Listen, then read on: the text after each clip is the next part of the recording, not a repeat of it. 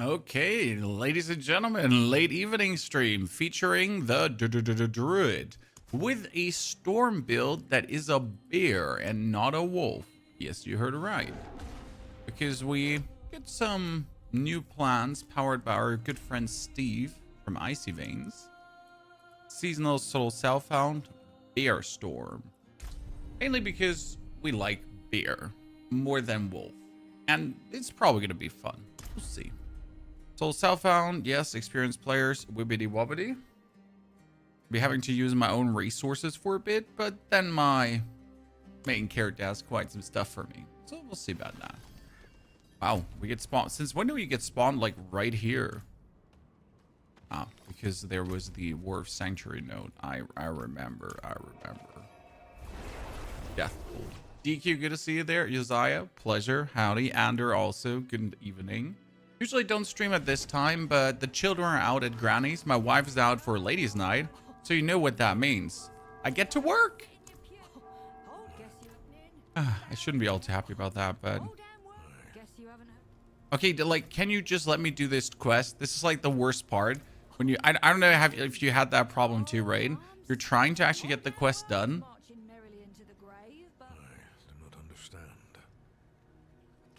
But you gotta kind of like let it run through, or it doesn't really work. I had that the first time around as well. Like if you're clicking it too fast and you skip like one single dialogue piece, it's ruined. Weird. Really struggling to get legendary aspects sitting on tier 3. What do you recommend? You go to your Horadric cube, really, and you're gonna take rare items and then upgrade rare items to legendaries with upgrade to legendary. I, for example, have 328 primordial dust now. You probably are going to have 20 at this point, so do it. Okay. Happy 4th of July weekend. What is that? Is that Independence Day, Freedom Day, Canadian Day? I really don't know what the 4th of July is. Oh god. Oh god, double Nightmare Dungeon to start with. You know what? No, I don't want to start with double Nightmare Dungeon. I'm gonna be try hard here right now. We're gonna delete Bear Storm. And I'm gonna make a new one to get a Hull Tide to start with. Otherwise, things are going to be so much more longer right now. So this is the try hard form when you want to make a new character and you want to make it convenient. Restart that shit quickly. I just came back from vacay and my kid and wife are out too. It's good hot shiitakes. Hope you had a great time.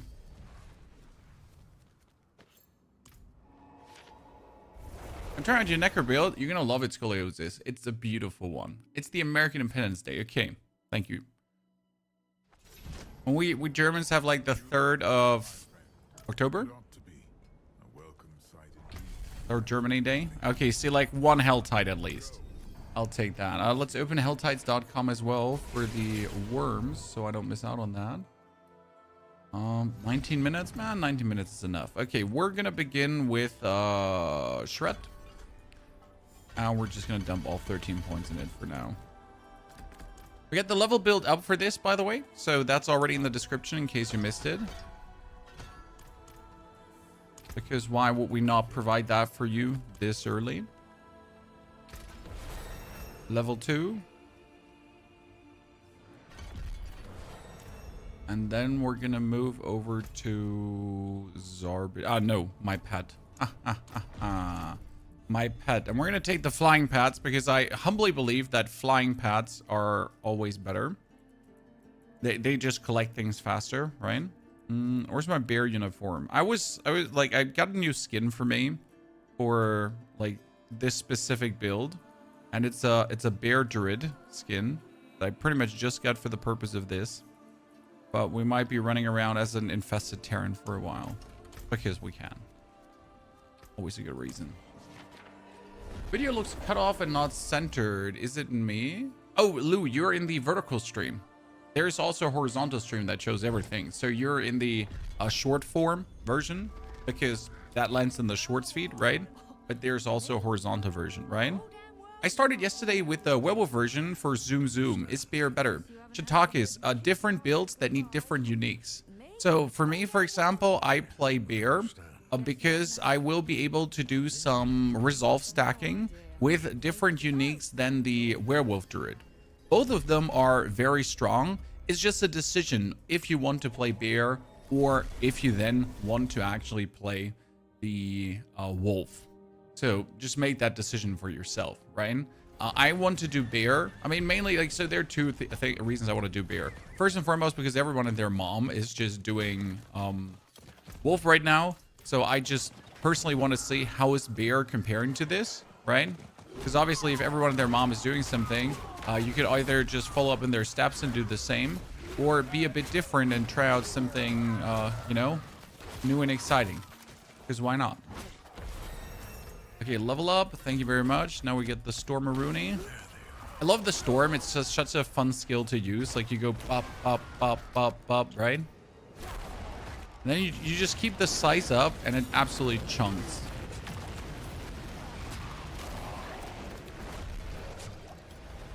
Okay, how can you not love this? Here.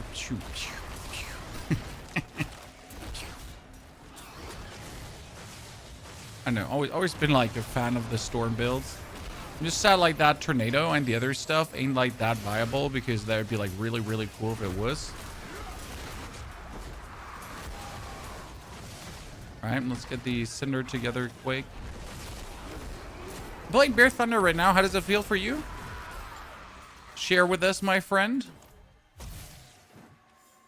I mean, I have like some build ideas from our good old friend Steve. He's over his Icy Veins doing Druid stuff over there. And usually when it comes down to Druid things, I consult with him first, right? Like my first point of contact, because he just is a main Druid creator. It's always interesting to get some insight there. Oh, wow. I think I actually found another player chat. Wow. That like, this does not happen a lot in solo self-found, that you actually find other people. That's like, what the hell? Someone else? Holy. Where? From? Why? Is everything okay, sir? Following your Necro, you're already on tier 8. Well, you're gonna jump really quickly from tier 8 to tier 10, Lou. I mean, as soon as you get yourself like the Zangavar Blade of Zerb, like that allows you just to go so quick. And if you then get the 5 set bonus, I mean, I was in tier 8 without the 5 set bonus essentially, which is anyways illegal in itself. And then as I get the 5 set bonus, I was like going even faster. So absolutely no biggity.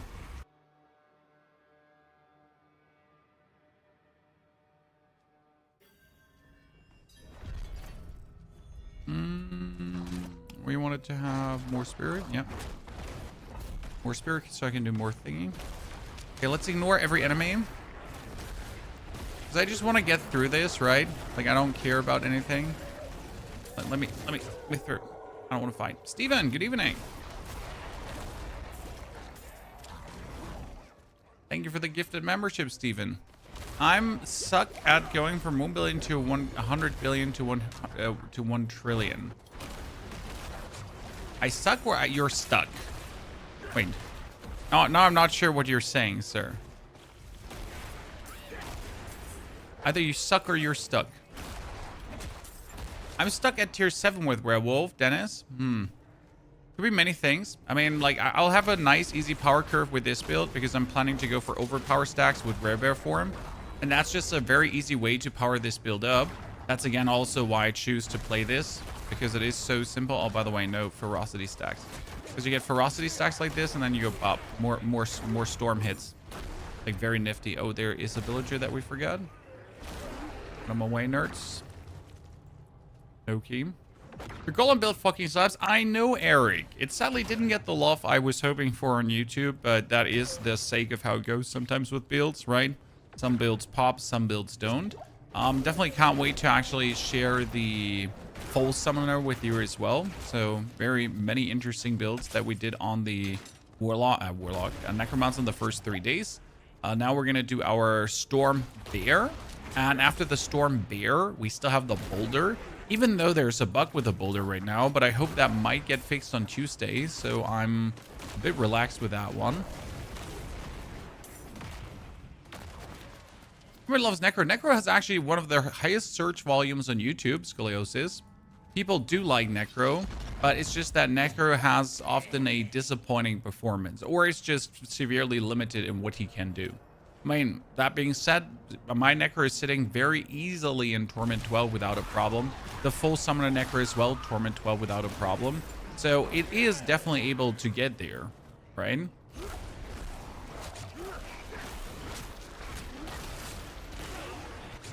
Right, some other builds might be getting there simpler, right? If we think back to the Warlock, how absolutely brain dead that one was, or last season the Druid, with the stacking of the Resolve into ring damage.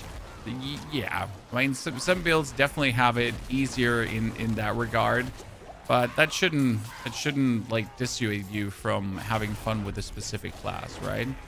I never felt like, no, I can't play this because other classes do stuff easier. Never occurred to me. Yeah, that's for heal. Actually, Howl needs to be on 5. Slay the Enforcer. I need to find an Enforcer. Oh no, the Enforcer is probably going to be bottom left here. No. No, I knew it, chat. It's going to be bottom left, and I'm not happy about it. Get tired of Necro, I'll pull out the Wizard. Alright, Sork is definitely easy mode compared, even though Sork seems a bit more convoluted to play this season, because Sork usually was rather straightforward and easy. And this time around, it's like definitely harsher. Mike, thank you for the brand new subscription. Shitag is also. Bushy Baby 2. Dankeschön. Thank you for those 3 subs this early in the evening. Been trying to get Thundergod's Blessing Ring and can't get it for the life of me. Crafted over 30 normal rings to unique and nothing. Badger, is the Thundergod Blessing one of these all unique rings? I mean, instead of Thundergod's Blessing, you can also use let me quickly check what it was called again. There was a Spirit Restoration Ring. It was called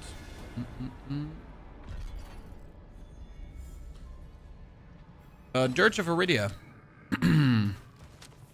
Dirge of Iridia can be used. Potentially. That one says storm skills that you cast grant spirit and deal 35% bonus damage. These bonuses are doubled when damaging vulnerable or immobilized enemies. Quite useful in my eyes. We kind of want the quicker attack speed, but we're gonna go Wolves and Creeper. Love our Wolves and Creeper. Okay, we're gonna hand that in. We want the double Helltide, right? Oh shit, I completely forgot. Oh my goodness, we did the Helltide wrong, Chan. I did my own method wrong. I forget that I need to hand in the points in the different difficulty. Oh, Honey Half, you little filthy noob. Not sure if we can actually get these cinders here like in no time now. I mean, we got 9 minutes left to get 150 cinders. 75 should be possible, probably. Let's see.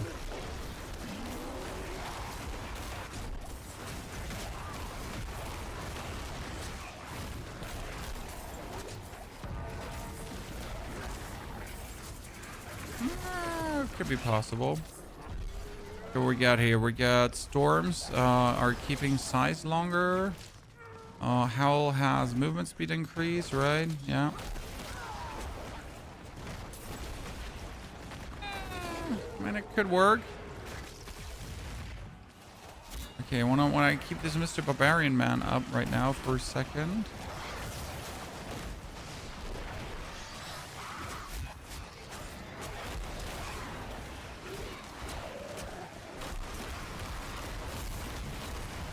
Could probably get this relatively quick underway.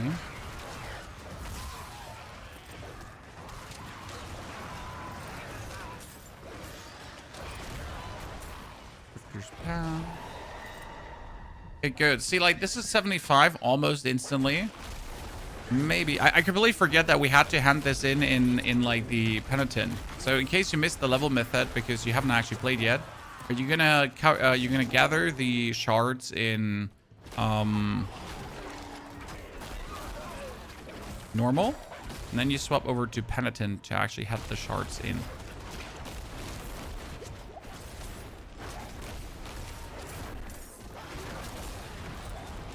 We're trying to get 75 shards right now really quick.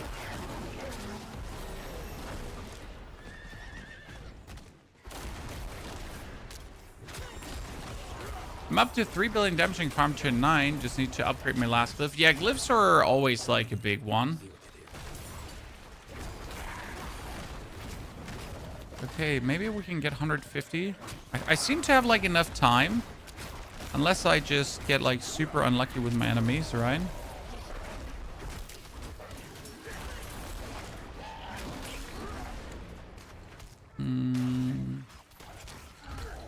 Poison creeper.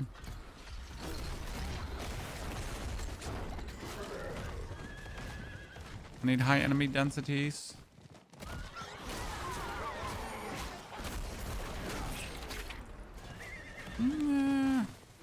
Problem will not only be gathering like the... Oh, I should just run with him for a second. Please, sir. Mr. Bossman. I'm all yours. Right?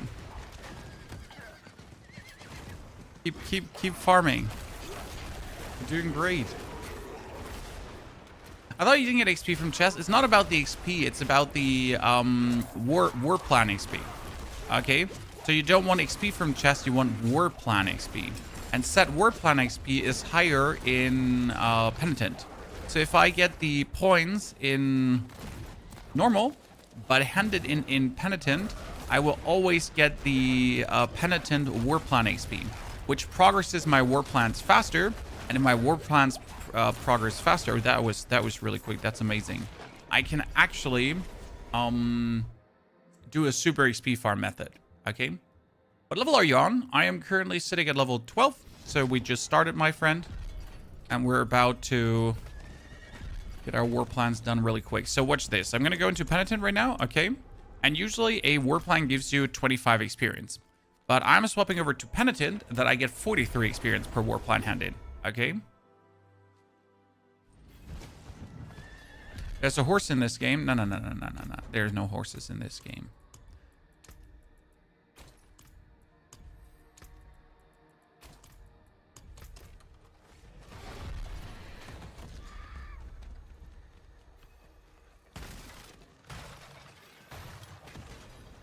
Okay, let's see that I find a chest that I can hand in without dying. Is this Penitent now, right? Everything hits like a train.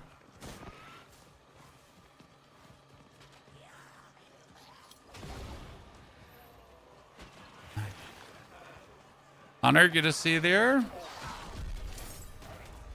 Hope you're doing well. Any one of you, by the way, planning to check out the Pell World 1.0 release, chat? I'm still unsure how I feel about it. I really liked Pell World back in the days. But they crammed like so much into the game that I'm not entirely sure if I'm all up for it. Have you tried the spin to win barb? No, I'm not interested in the spin to win barb. I will probably do ancient barb again, indifferent. But yeah. Okay, open this up. Don't take these because we can't be level 15. Okay, we need a Helltide now. Double Helltide, nice. Triple Helltide would be better, but as you can see now with the bonus XP, I'm already level 2. So we leveled up tremendously, and that is really, really good. And I can now put my spirit boons. So spirit per second, lucky hit chance together with attack speed into spirit. And then we also need stacks of ferocity. Yeah, because then I'm gonna do the intelligence over here. We can do the storm. We can do the poison for now. We can do the bonus shamambo bambos for that time. This one in the middle.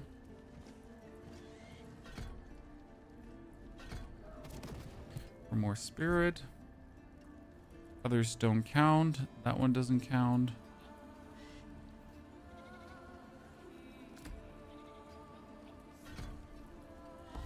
Oh, don't need that. Okay, what do we got here? We got ourselves a chest piece, a ring, a helmet, a bong stick that we don't need. And everything gets disenchanted. Okay. That one is not lasting long enough. That's like another 2 minutes, so it's not worth it. Which means we're going to do this, kill this now. Oh, not impenitent. Ooh. That would have not worked out very well for us. We're going to go back to normal. Actually, not going to do it in hard. I can't stay for the rest of the videos, but have a good one. And please keep bringing more helpful content. Don't you worry. There's quite some more content to cover for this season. And we obviously do hope that on Tuesday, the first day for a big patch, the developers actually think about tuning Season 14 quite significant. Because if we're honest with each other, Season 14 needs it. When it's like imperfect at best right now. There's quite some buff they should consider. Okay, did I just get like 2 golems here? I had 2 golems, 2 obol goblins. Did they nerf how much resolve you can get from tempering? Yes, they vastly nerfed how much resolve you can get from tempering. However, you can still get a good amount of resolve from tempering, and it's still worth it to actually resolve. If you think like, no, resolve is not worth it, that's wrong. It actually is still very worth it.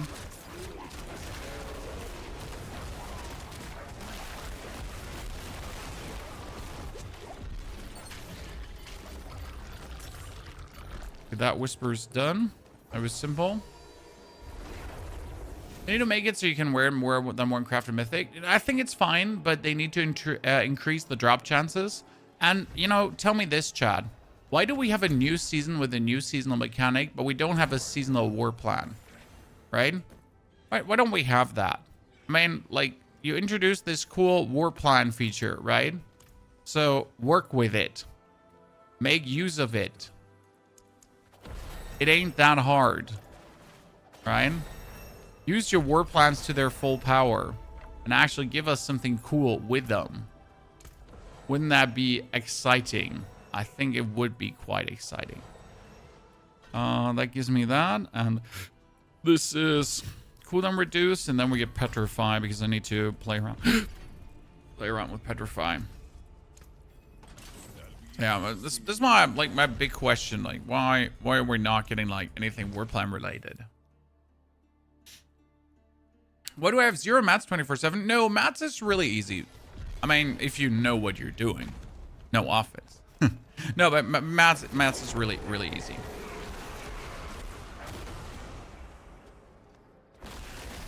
You just need to apply the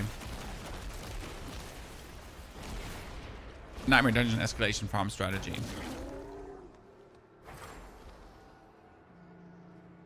Got GA Howl Gloves with crit chance and crit damage gone from 3 billion damage to 13. I'd love to see it. I wish Pandemonium Fragments for crafting mythics drop from more sources. It makes no sense that they're rare. I mean, we have the season of mythics, and the mythics are not dropping. We're not getting mythics.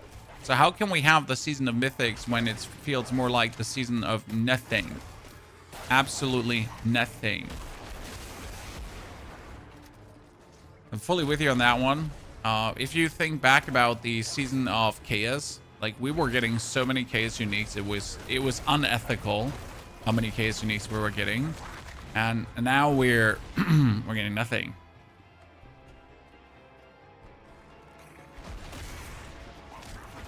+1 charm. So for +1 charms, you need to take your normal legendary charms, smash them together, and make a new charm out of it. That's what you need to do, okay? So 3-1 transmute, 3-1 transmute, 3-1 transmute. That is what you do with the legendary seals. Not charms, seals. And then you have a +1 really fast, right? It's like a season of speed leveling. I mean, the leveling is definitely there, so that is a good thing. But again, if we're just not getting the cool items for the speed leveling or that help with this, like, you know, I don't know. Currently, the season completely misses the mark. It needs to get like 400% buff. I enjoy it regardless. So I gotta say, I'm having quite some fun because I just still enjoy the whole war plan system and everything. And I like powering up my characters. But the problem is that I can do this in one day. So if I play one character, I can go from 1 to 70, obviously in maximum 2 hours, if even 2 hours. Then after spending 2 hours, I take another like 4 to actually bring him into Torment 12. And that gets like faster with every subsequent character. So pretty much per day, I can like fly a character through everything. Which, I mean, it's per se not a bad thing, okay? But, like, the faster I do it, right, the faster I'm just going to be through content and there's not going to be anything left.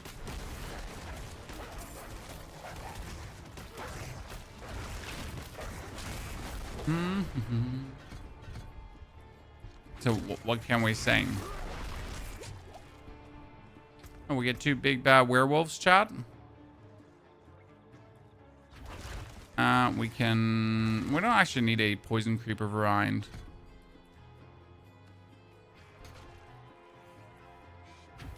Can wait for this one here to level up.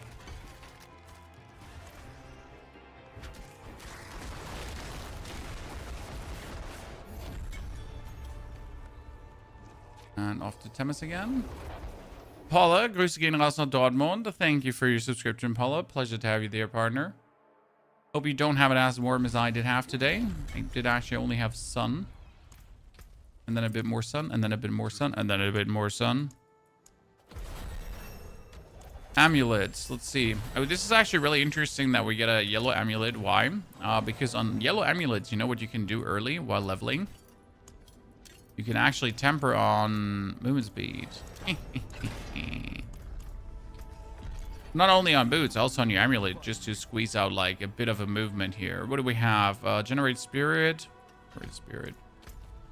Never hurts. Okay, Helltide is back in 1 minute, few seconds. Can just go here to get our first booster.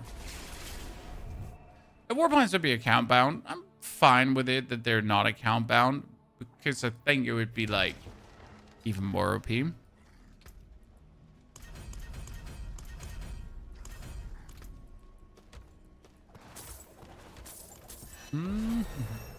23.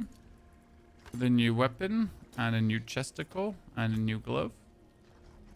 That brings me up to, we get this there, then that there, then this, that, then there. And we have 2 points for Storm. Okay, Helltide, come back up. 13 seconds, ladies and gentlemen. I'm not even willing to teleport anywhere else. Just run in a circle. I could try to find my skin because I was actually looking for... Like, I got a new skin that is bound to... here. Look at this beauty, Chad. Look at this beauty. Cinders. Are you playing hardcore? No, I play solo self-found, but I have no interest in hardcore. For hardcore, I would actually have to pay like good attention to the game. But I don't. I don't.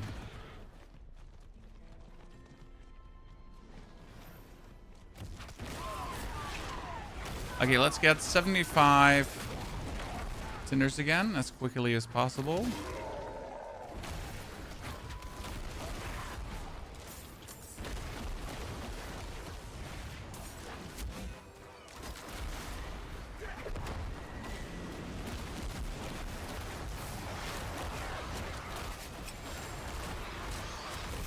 I could technically just run down Hellmouth already. A Hellworms if I wanted to. But right now it's... should probably just give it a try, but we're going to have an invasion happening like so soon. It's not really worth it.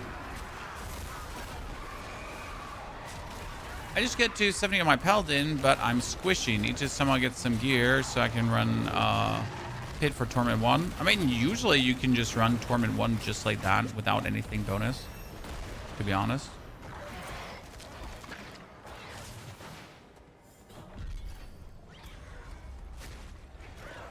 Fortify needs a Fortify, but then you're gonna stack it.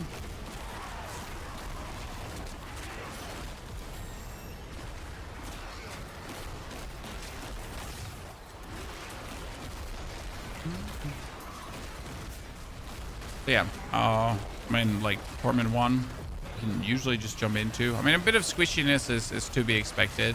You just really don't have the aspects to do anything at that point. It's just always the same, right? You arrive at Torment and like you're gonna pretty much play almost until Torment 3 without any good aspects. Actually pretty shitty. Okay, how did I get that many cinders in this short of a time, chat? We're essentially sitting at 200 cinders without even trying. That seems highly illegal. I mean, no complaints from me, don't get me wrong, because these 200... Oh, it's because it's double... It's double the... What is it called again? Double the rifts. You know what? Let's quickly clear this rupture, and then we go into Penitent to hand in things.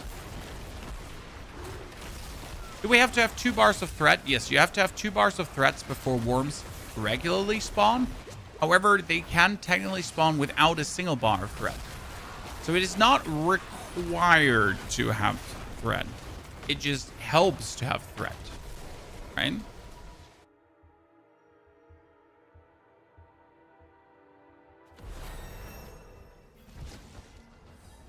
Okay, swap over to Penitent. And with this XP from Penitent, I'm going to be halfway through, so that's good. I only need 3 more Hell Tides and we're going to be done. Very excited. Why can't I equip my grandfather's sword on my Bard? Because you probably have another crafted mythic already on. That's my assumption there. You can only wear 1 crafted mythic. So if you might have 1 mythic from like your Horadric cube, and then you get a grandfather from rolling random mythics at the blacksmith, that is already 2 crafted mythics, because the random mythic at the blacksmith actually does count as a crafted one. I know, what the fuck, why would it even do that? But it does that, and it is what it is. Nothing like to do about that.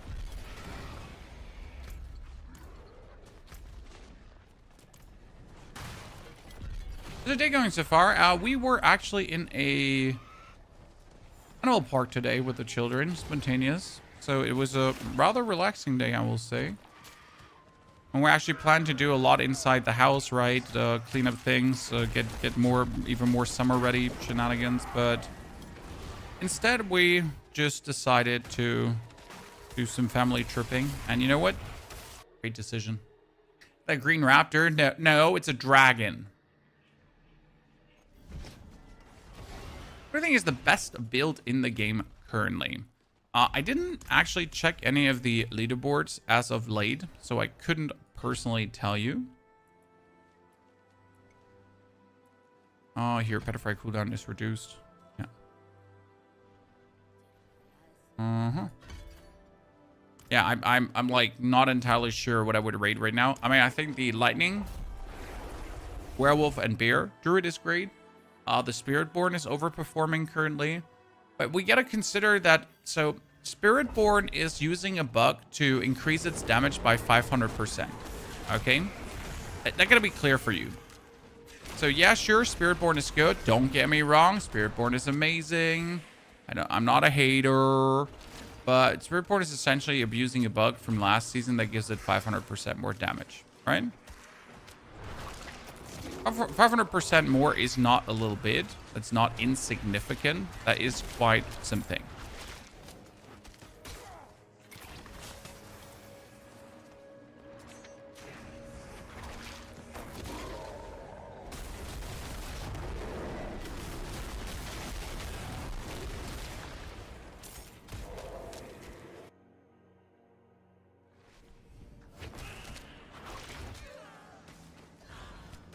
So yeah. What can we say? As always, is there even a single legit finisher in the leaderboards? It's always some weird combination of abuse. I mean, the Lightning Storm, for example, has also a snapshot technique going on, because Lightning Storm is a channeled skill, and your set bonus has a 5% chance to give you triple damage. So what you're going to do with that channeled skill is you're going to toggle it on and off until you get that 5% bonus for triple the damage. And once you have that 5% bonus for triple the damage, you're just going to make sure that your Storm is always on, and that's it. You'll always get the triple damage. That's kind of like how it works with channel skills per se. So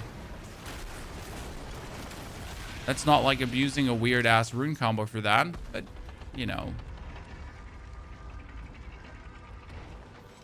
I mean, we'll have a video probably tomorrow that's talking about all the builds, like a week 1 kind of snapshot of what's doing good, what's doing bad, where do we stand with a lot of builds.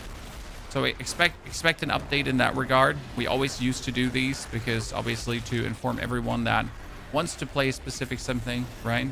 And we do also mention like the actual bugs that are being abused, so you're aware of if you play something that there's always the potential that it might or might not get nerfed, right? Because I think this is important to know. Like, is what I'm playing actually going to stay this way, or is there a chance that it'll get shut down? Right?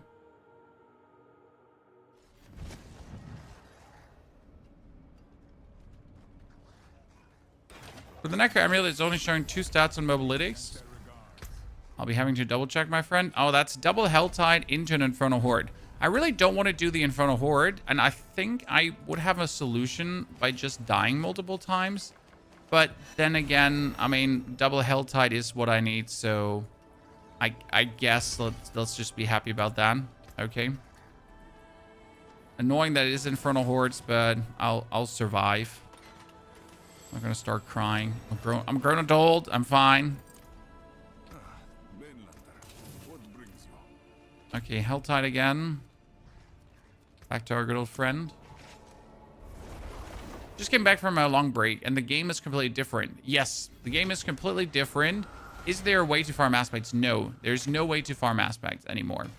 Like not like you used to when you went into dungeons to get aspects. Okay, so that doesn't exist anymore. However, what you can do is in your Horadric cube, you can upgrade rares to legendaries, and that is kind of like a way to go for aspects. Also, with Nightmare Dungeon escalations, you can easily get a high amount of obolts and then just gamble those obolts away. I mean, as you see, I'm sitting at 18,000 obolts right now, and I pretty much make sure that I always have a very high amount of obolts. I never not have a high amount of obolts. I do always have a high amount. I'm not going out of my house without like completely overcooked madness, right? It's minimum.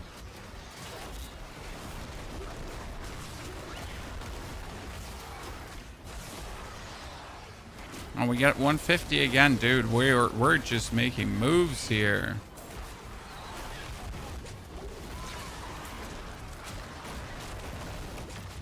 This one has me almost fully out, so I'll just have to do that Infernal Horde. And we're now streaming for 30 minutes on this character. And we're sitting at very good levels, values, push-throughs. Aha, you can't get me, nerd. Our character feels completely useless. Start from the beginning. I mean, like if you just started again, right? Did you just start again? So like when you hit level 70 here, you got this upgrade to legendary. Use that. Also use the bartering vendor to roll these caches, because the cache is always full of legendaries, right? The cache is not full of normal items. It's always legendary items. They're actually really worth it, especially when you then unlocked all the caches from all the characters. Very worth. Do you only play the new solo game mode? Do you only play the... Yes, I only play solo self-found. Main reason I play solo self-found is because it's more interesting to me. And I do not play with others anyways. Ergo, playing like not playing solo self-found doesn't make any sense to me. And since I only like... And since I want to at least do some leaderboard this season, I was in the top 20 of Necromancers, in case you missed it. Don't know if I'm still in the top 20. I'd have to look it up. But yeah, because I actually want to play leaderboard. Leaderboard only makes sense in solo self-found, right? You need an obol thing for escalation to get a lot of obols. Yes, obol reserve. However, you can choose it as the second or third one to get even more rewards. So it's not like you have to have it as your first, right?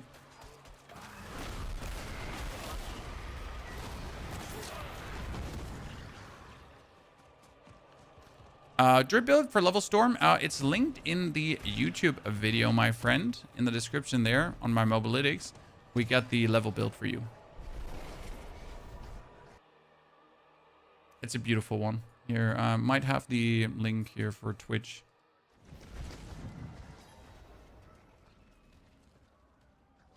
What's the point of the new season? So technically the point of the new season is just simply finishing the seasonal rank. So you get the permanent rewards, right? I mean, I got myself here a Gilded Laurel of Hatred. There is a pet that you're getting, right? The Greystone pet. So you kind of just want to finish it for permanent rewards. I mean, again, you don't have to finish it. No one is putting a gun to your face and forcing you, right? This is completely down to yourself. You're on rank 28 at the moment. Thank you, Ragnarok. I haven't touched that Necro in a hot minute, right? That's the problem when you're playing multiple characters like I do. I mean, obviously, the dudes that just really grind the leaderboard, they're just going about it like a few madmen, right? Without even remotely thinking about anything else. Otter, are we doing the top leaderboard build of the... No, we're doing a Bear Storm build, my friend. This is like, for leveling, it's a Wolf Storm, but I'm going to do a Bear Storm build. Because we actually need to be in Werebear form.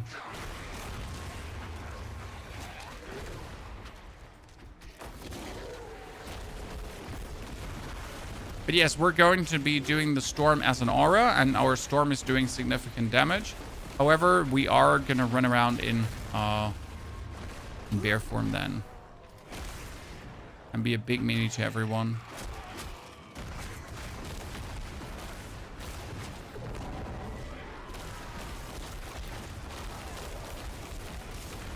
What might be the reason that Lightning Storm Toggle doesn't consume any spirit, only the first cast? I mean, Lightning Storm Toggle does consume spirit. Not sure why it doesn't for you. Bug abuse, I reckon. Fast, lock him up, Chan.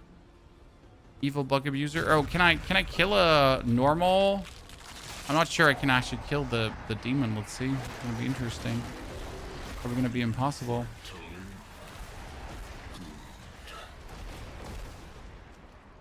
See, butcher.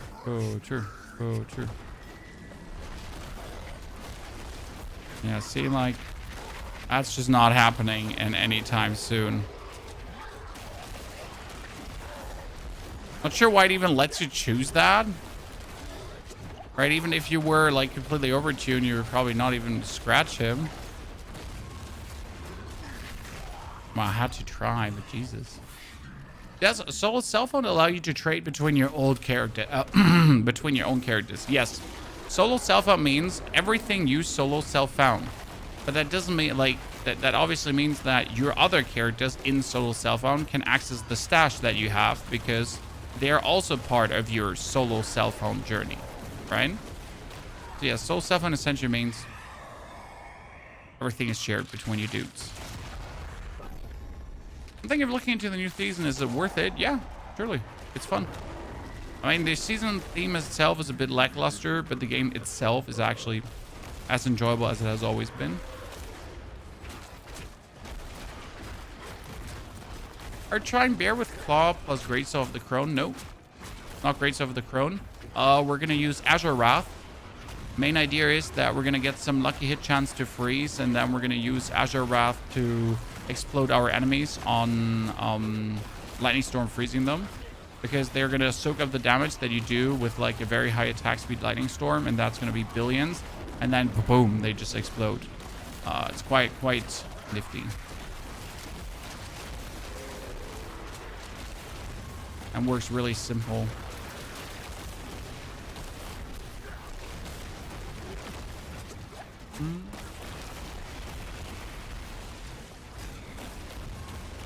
Bridges Cape, evil guy.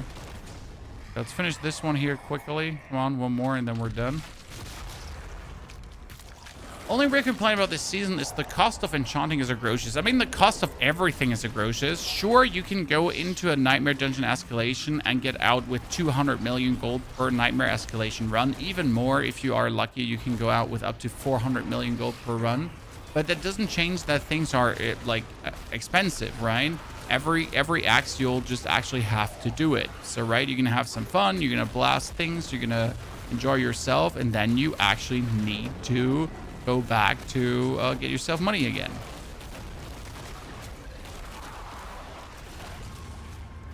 And that's obviously the burden of solo self-found, kind of, because you are forced to farm the money instead of just trading for it.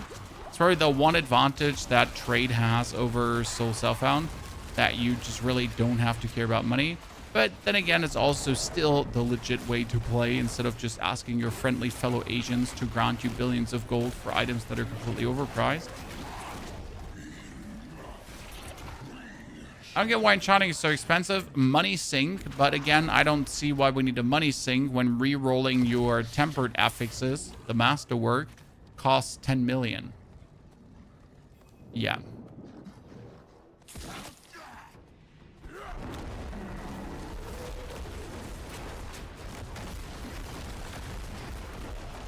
Your favorite build D3, D2 to D4? I didn't play much D3 and D2, so I'm not a D2, a Diablo, you know, Madman main. Okay, that one done. Now, as we hand it in, why are your damage numbers so low? Nathan, I'm level 31. This is level 31, Nathan. Damage numbers are not low. Damage numbers are level appropriate. Okay, we are almost done with the Helltide. See? I need a double Helltide now. Single is not it. Let's be greedy. Fuck. I knew that could happen. At least we can finish this quickly. So I'm fine with that. I'm not fine that it happened, though. It's gonna be first trading. Oh, what are my children doing? Give me a second. My children are at Granny's house. Oh, they got another ice cream. Scammers. They already had an ice cream today, Chan. They weren't supposed to get another one. But Granny's weak of mind. She cannot fight the tiny humans. They win every combat. You're not running Shroud? No, this is not a Shroud build. It's late Saturday streams, Birded Chibi. My waifu is gone on a girls' night, and my children are gone to Granny's. So obviously, I just go earn more money. Have some fun playing video games, making more builds. Getting the video for tomorrow ready already. That we didn't get a single Helltide in that war plan frustrates me. Tiny humans are kryptonite to Granny? Yes. They are.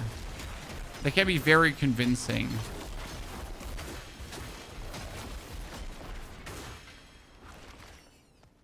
Just doesn't work at home, you know?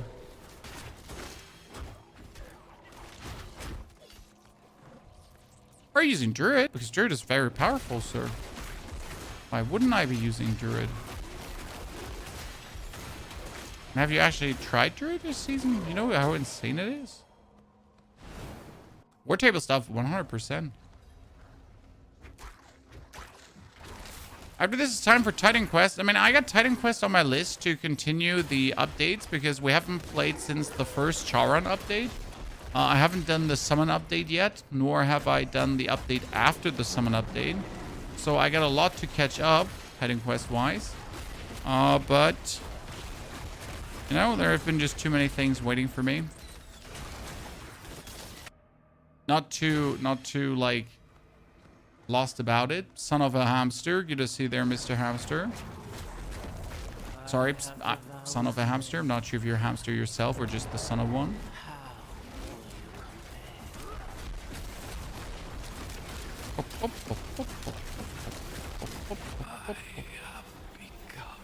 Tiny Storm is so much fun. Okay, Undercity done. Now we need to do another Undercity run, but you can just run through it again, right? What is the bug with Boulder Druid? The set piece, the old Earth set that is absolutely fucking amazing, just doesn't work sometimes. And that is very annoying because it's such a cool set. It's so much fun to use. It's so much fun to play, but it just doesn't work sometimes. Like, what the fuck? Why can't you get Fortify on Necro? Well, I use for my Fortify shtick the Curse. So I use Iron Maiden Curse to get Fortify. You could also use Minion Lucky Hit Chance to get Fortify, but I use the Iron Maiden Curse. So my assumption is that you are not using Blood Moon Breaches yet, or you don't have them yet, or you're not using Minions, and that's why you're not getting Fortify. But it's not bugged. It 100% works. I mean, I've been getting it.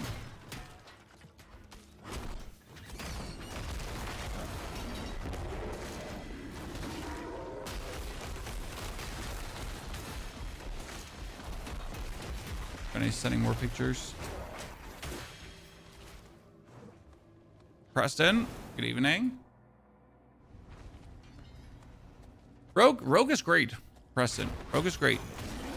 But I'm probably not gonna make a rogue because rogue is.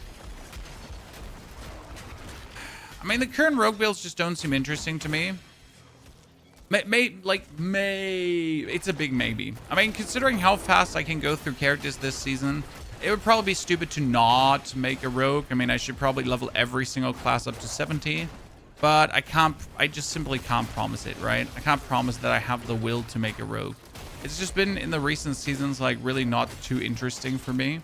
There used to be some rogue builds that were kind of cool, but yeah.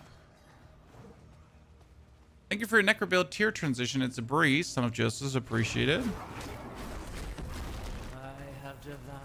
What do you have to have in Helltide to have all the resources? You need to have 2 points down the line, a preferable 3 points in the middle. So you want Writhe and Rod? Okay. You want Writhe and, like, your Hellmouth, Writhe and Rod, and Bursting Brood. Those are, like, the most insane points that you can get early on. They're just killer.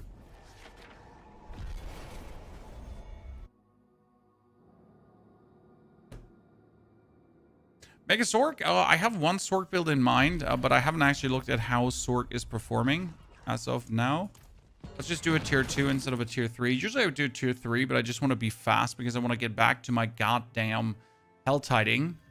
Again, super mad we didn't actually get Helltide. Let's just get this quick over with.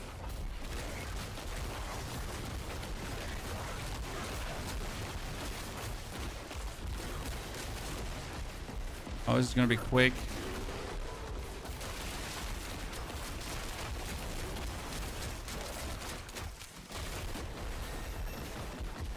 So you preferably want to activate your Storm after you have 4 stacks of Ferocity. Why? Because if you activate your Storm after you have 4 stacks of Ferocity, your Storm actually gets boosted by it. But if you activate your Storm before you have 4 stacks of Ferocity, then getting stacks of Ferocity doesn't actually increase the speed of your Storm. Interesting, isn't it? So step 1 is get stacks of Ferocity. Then step 2 is re-trigger your Storm. See, now I have 4 stacks of Ferocity, right? If I now trigger the Storm, it will actually get the power of those stacks. Again, if I trigger it too early, I won't get the power of this stacks.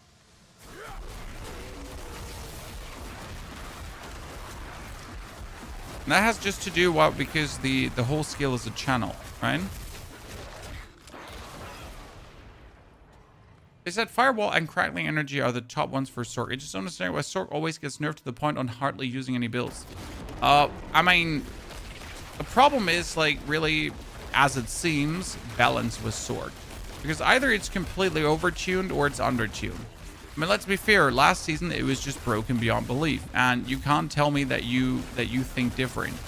You can't be like, look at me in the eye and be like, no, I think Sork was fine last season. It just wasn't. I mean, I don't know who you're lying to, right? It must be yourself. Sork was far from being fine.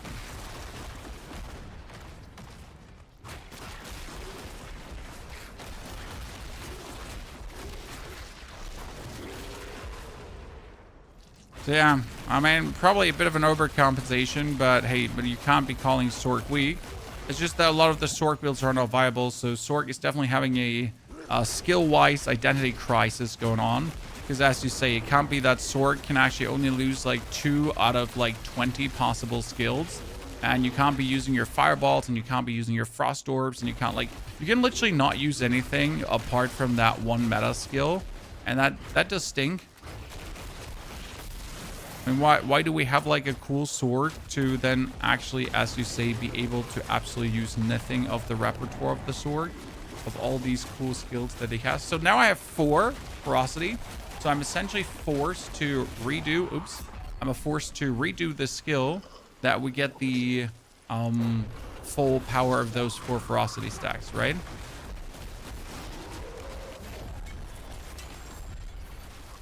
Oh, hard. Warlock and Paladin fell off. Actually, Warlock is doing plenty fine. Torment 12, Destruction Demon.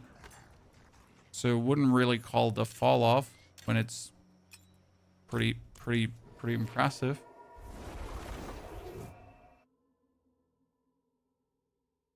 Paladin, definitely. I mean, the Paladin nerve needs to be studied.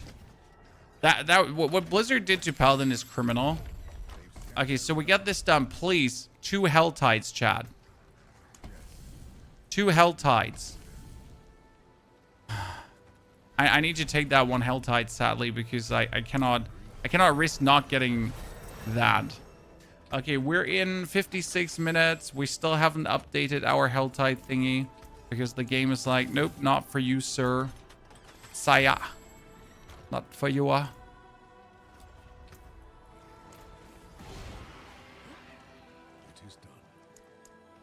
Chaos. Chaos got for me. At least 15 points in there.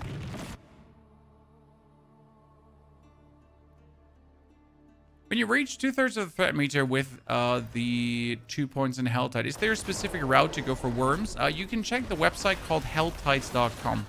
Helltides.com does actually have an interactive map that shows you for the respective Helltide where the Hellworms will spawn. Because the Hellworms do actually have fixed spawn points. You might, in case you didn't know that, right? And then you just pretty much write down route XYZ on that Helltide.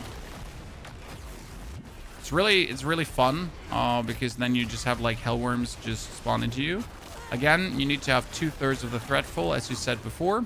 And the spawn is not 100% chance. The spawn is like 50-50. Either they're there or they're not there. However, what's important to know is that the respawn is relatively quick. So you don't have to wait that long until you can ride over the same spot again. I mean, I've had literally the same spot twice in a row just spawn into me. Right? Like, I was literally like, I cleared out the worms that were attacking me at that very moment. And then just 2 seconds later, the worm came again. Like, without me moving from the spot. That was kind of cool. I'm gonna lie.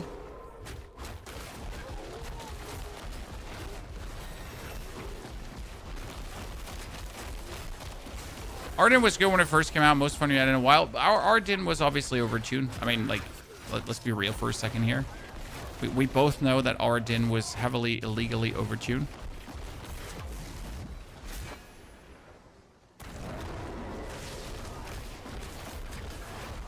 I'll be having a build that just runs around doing nothing, clearing everything. That being said, let me just turn my lightning storm into an aura around me and just kill everything without doing nothing by killing everything. Right. Surely there's no problem with that.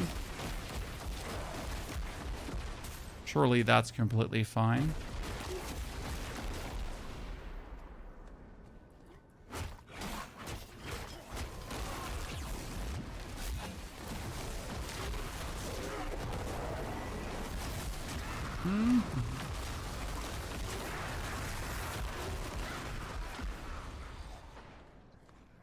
We got 1 more point, but where do I spend it?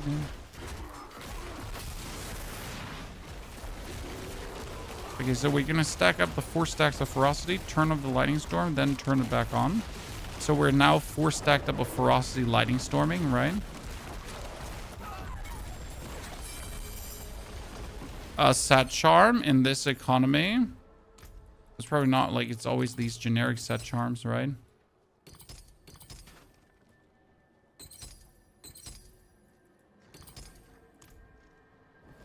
Out with us into the Helltide.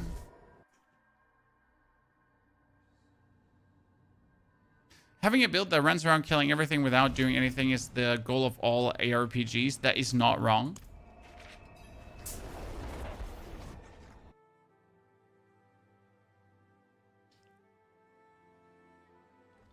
What's the build name? This will be Lightning Bear.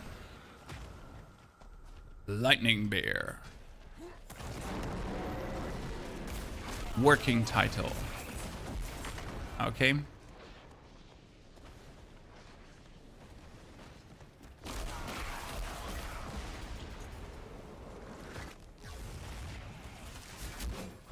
Take it or leave it.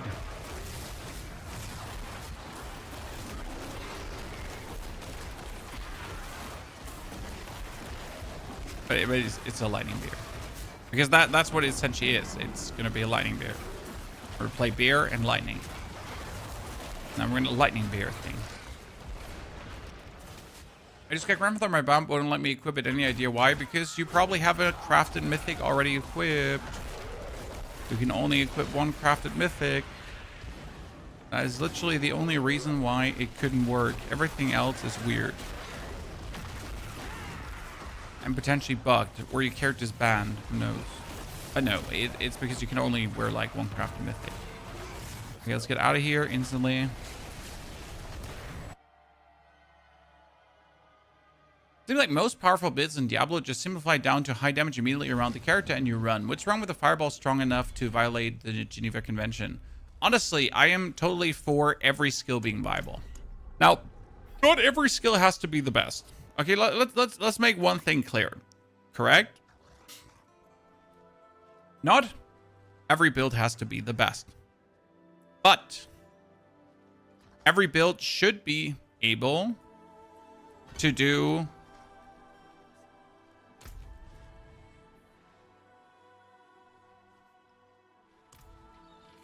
Torment 12. Right? It cannot be that you have builds that are simply not able to do Torment 12. I'm sorry. Like, any of the core skills should be able to do Torment 12. And that also without completely breaking your back. Or in the game on low settings? No.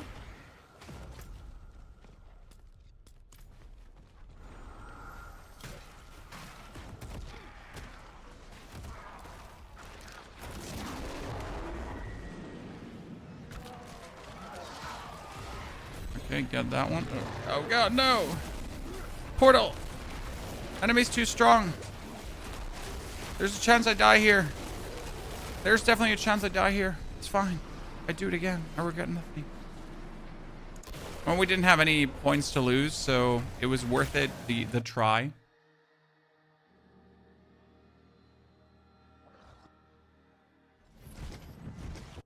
You're skipping until now something new comes up? Well, then you might be skipping for quite a while, sir. Because I'm not entirely sure how creative the Diablo team can be as of late. I mean, there have been speculations going on that the efforts that we're going to see put into Diablo are going to be rather lowish in the foreseeable future. Considering that Microsoft is cutting off teams left, right, and center, right? We'll see how much more they butter into Diablo.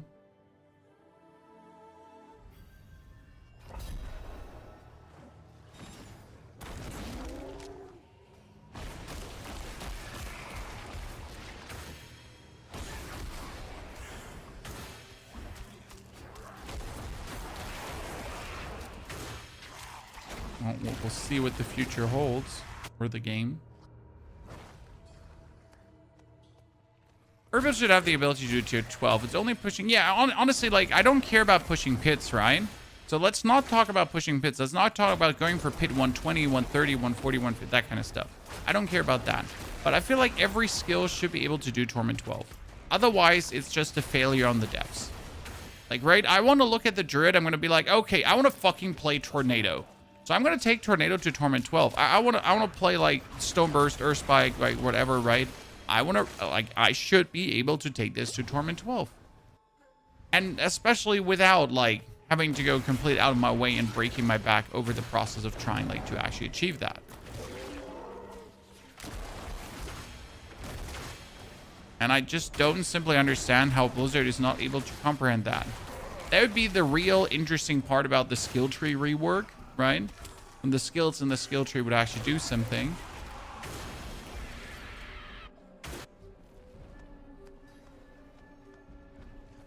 In all fairness, 12 is kind of pointless. Absolutely criminal. So most people still think that Torment 12 improves the loot because they feel like it. It just simply doesn't. Torment 12 does not give you better loot. There's no reason to go past Torment 10 ever. The only reason to go past Torment 10 is for the seasonal reputation. That's it. That's the absolute only reason. And it's a good reason. Frank and fair.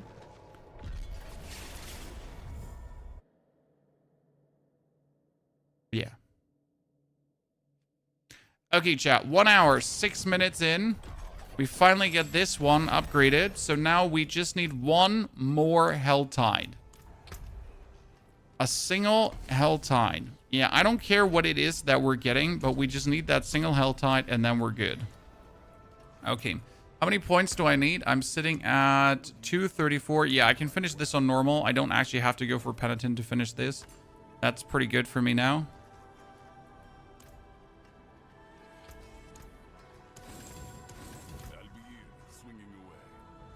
Two more points. Let's boost that Petrify, I guess. Okay, back into the Hell Tide. You want money? Money's simple. Nightmare Dungeon Escalation, Gold Reserve, 200 million gold per run. Maybe even 250 million.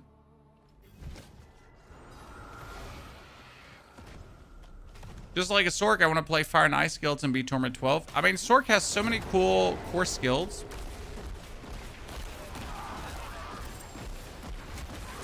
And that's basically it, right? It has cool core skills, but you're not allowed to use any of them. Would be a shame if you could actually use all the Sork skills, huh? Would be a real shame. This is definitely something that the team has to work on. I mean, we're now in our 3rd year of Diablo, right? And we're in the 3rd goddamn year of this game. Or 4th? 3rd? 4th? I don't know how bad it is. But we still, like, are unable to use all our core skills as we please. And that doesn't even have something to do with, like, seasonal swaps, right? Some skills just simply have never been viable. Like, there has been not a single season where you could play some of these skills. That's just not acceptable.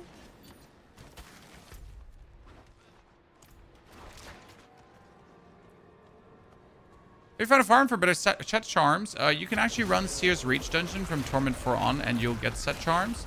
Alternative, Tree of Whispers, obviously. Then you got your War Plans. War Plans always drop a hefty amount of set charms as well, if you're then lucky to actually get the respective set charm thingy. What else do we have? We got spamming pits past pit 60. Also set charms. Rather frequent. Yeah. Or Undercity with the Tribute. Is it still possible to turbo level alts with safe whisper caches? Yes. But since your alt wants to have the Writhe and Rot node as fast as possible, I just don't see like why you would do that. I mean, I'm literally just going to level my alt here in 1 hour to the point where he's at.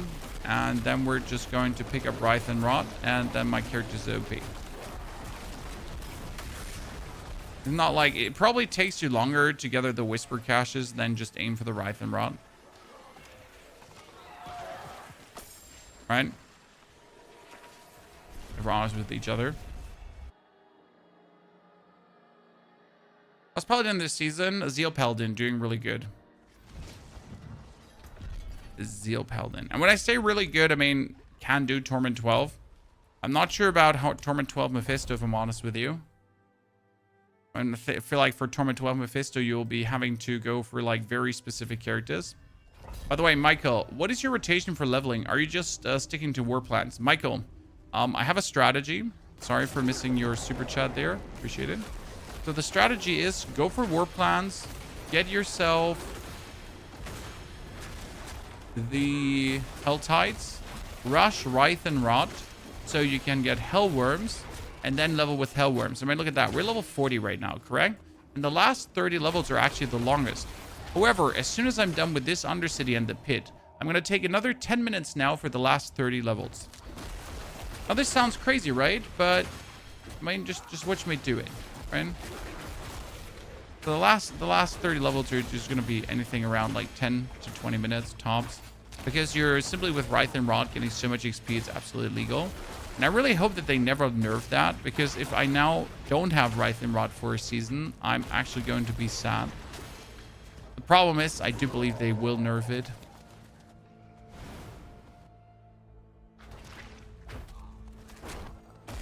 Sork, Warlock, or Necro for now. I mean, Warlock, strong, still.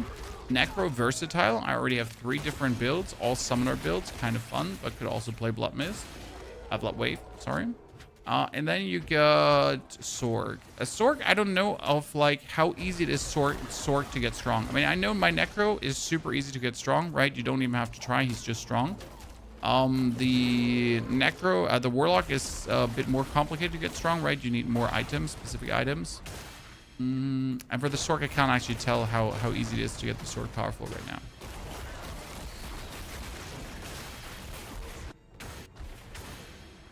Is there a special leveling build? We're using the leveling build that's in the description of the YouTube video. The leveling build is definitely different to the endgame build.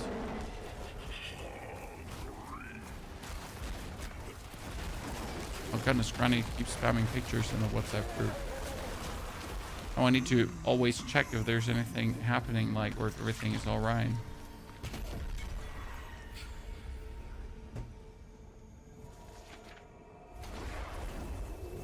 Kitty, you're supposed to stream on Saturdays. The family's out of the house. I had the options to watch a movie and do nothing or to work.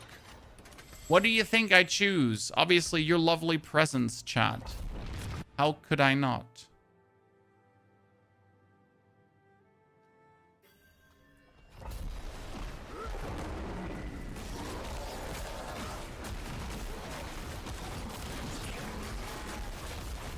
Hello, big bad dude. This is such a difference, like, you gotta get used to. Again, so the ferocity stacks we're getting, they don't work when your lightning storm is already running. So I gotta toggle my lightning storm off and back on again as soon as I have the ferocity stacks. This is like not a bug. This is literally just how channels work in this game, right? At a channel, snapshots at the start of the channel, all the effects that you have running onto it. And that's why increasing your attack speed while you're doing it doesn't actually work. I wonder how many people that are trying out this build are kind of like missing that. It's like somewhat basic game knowledge to know this. However, it is very easy to miss if you've never played with channeling skills, right? Pretty new bone skills, to be honest. I mean, the Necromancer just still needs a ground up rework. And it has needed that since its incursion. Since the Necromancer exists, it has needed a ground up rework. And the class still feels like it was made by an intern. But I'm sorry, we have like in the curse skill menu, we have 2 curse skills. And they seem like an afterthought. I mean, look at the Druid here. 4 skills, 4 skills. 3 skills, 3 skills, and then 5 skills with 5 skills, right? That's a lot of skills to do different things with. And then the Necromancer has like, the Necromancer has 4, 4, 3, 2, 3, 4, right? And most of them are just not even useful.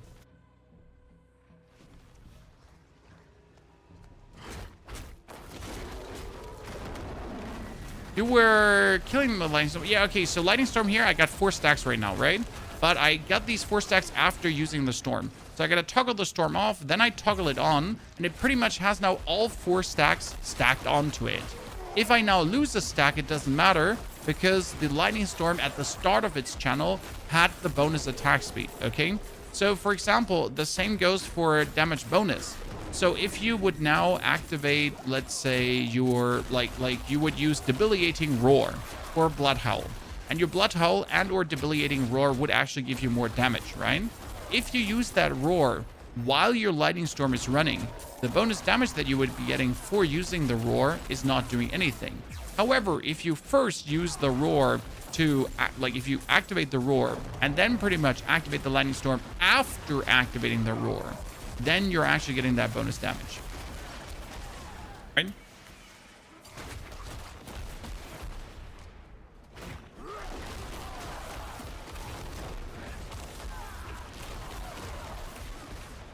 Welcome to the world of channeling skills.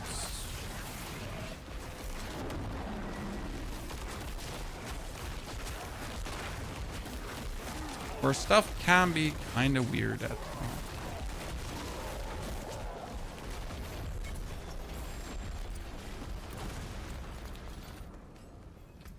Well done, warrior.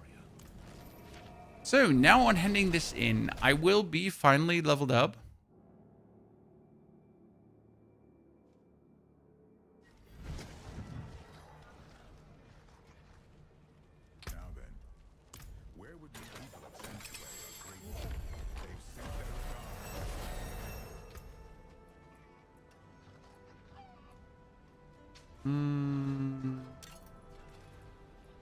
That's minus movement speed. Step up to my anvil. We're going to temper movement speed on this.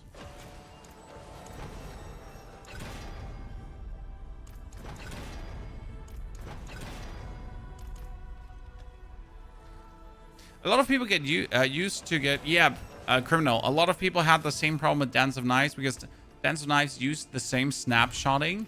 Now, snapshotting sounds like something evil, right? I like, oh my god, what are we doing here? But it's just the act of exactly that.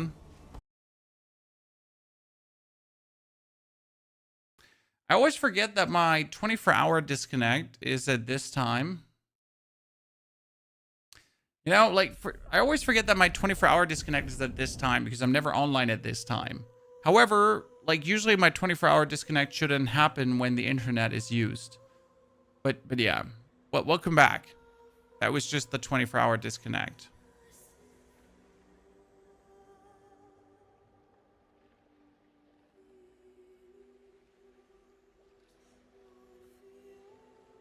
Now I just have to get back into Diablo without them telling them that my character's already locked in. Is Paladin good enough to invest your time? I mean, if we're looking into the pit leaderboard, my friend, Paladin is currently sitting at pit 120, right? And that's already with a very good build. So Paladin is not worth it, but in order to get Paladin quite good, there is quite the investment already. So if you want to casually cruise and finish like tier 10, yes, Paladin. If you want to try hard push, not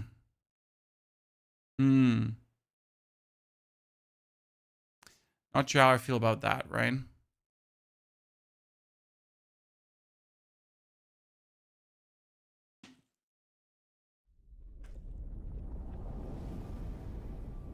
Necro, for example, I got casually strong. It was rather simple. Okay, can you connect me to services? Thank you. Finally, chat, we're getting back to our character. Now, the problem is I'm going to just miss the Hell Tide. And because I logged out, I'm losing my Wrath. Sigh. Because we locked out, we're using Wrath. Or because the game locked us out. It's not like I wanted to lock out, right? Okay, hard difficulty. Let's see if we can still get our Wrath up. There's always work. By the way, the Hell Tides looks like this. This is like what we're talking about. This is like the worm route. Helltides.com. Oh god, see, 3 minutes left. Nah. I mean, let's see if I can get my rage at least up. In worst case scenario, I'll just increase my threat so that on the next Helltide, I'm instantly fully threated up. And we can get like Hellworm after Hellworm. And that's reasonable.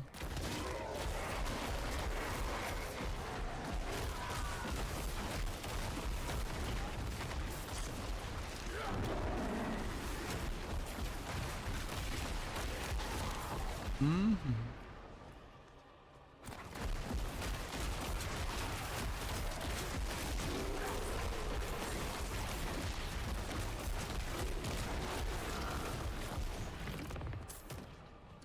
Launch an idea for a build. You have a path called the Repulsion Poison Autobomber. You have a belt called the Darkness and Throne. I'm trying to figure out what socketed items you have in it. It's explained in the video. I mean, it's literally explained in the video, sir. I'm pretty sure. You probably just looked at the planner and got confused. And just didn't watch the video.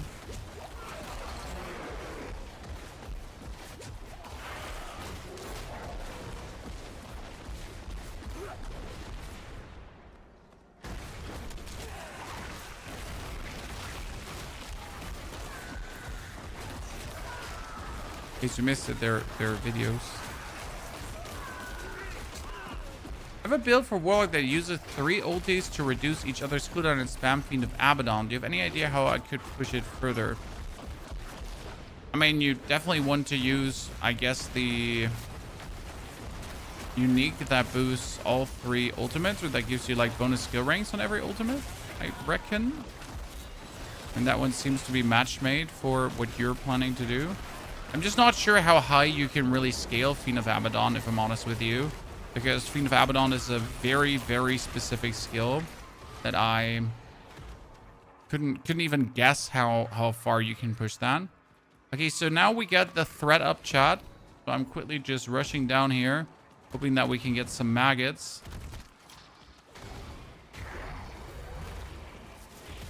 But not a single maggot wants to spawn. This can always happen, that you just arrive at this problem where you have the threat to spawn set maggots, but set maggots just refuse to spawn. Ah, there they go. My first set of maggots.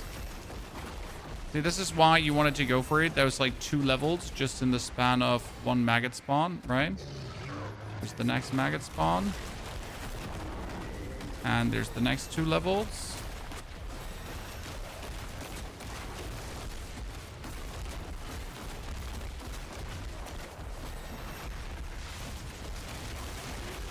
So I do this. See, like I just get up to level 47 in no time. Come on, one more. In the last second. Come on, you can do it. Gimme. No. Ah, so close. The Foot Warrior, thank you for your subscription and support, Foot Warrior.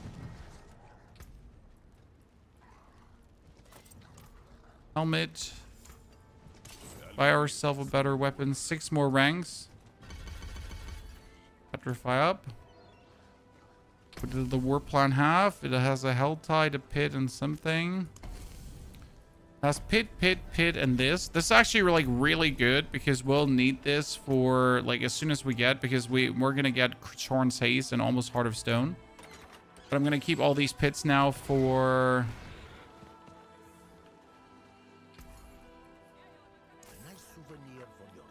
we are a bit higher. Best tips for broke Dance of Knives build. I haven't made one myself, so I wouldn't dare to give you a tip on that right now. I haven't actually played Dance of Knives in quite a while. Get used to snapshotting, I guess.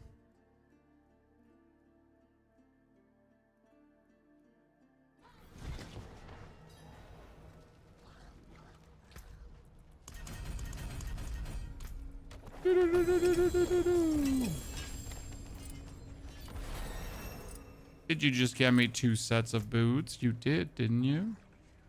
So a pair of pants for additional healing. Additional movement speed boots. Additional movement speed and pull-in boots. Additional movement speed boots. Additional weapon. Ring. Banana phone. Let's temper on more movement speed.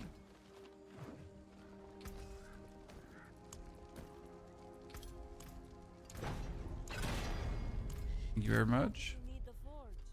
Could kind of kill the world boss while we're waiting, but probably not going to bother with that. So Just run a Seer's Reach. You know what? I'm just gonna finish this dungeon here.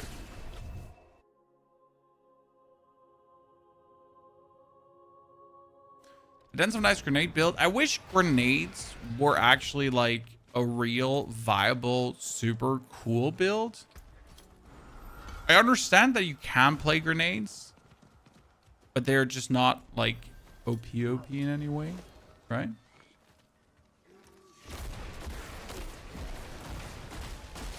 Oh, Granny's just spamming like videos like crazy.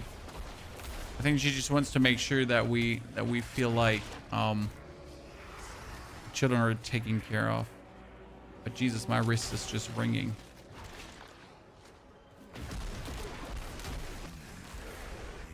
Stained with residual magics. The aftermath of an arcane explosion.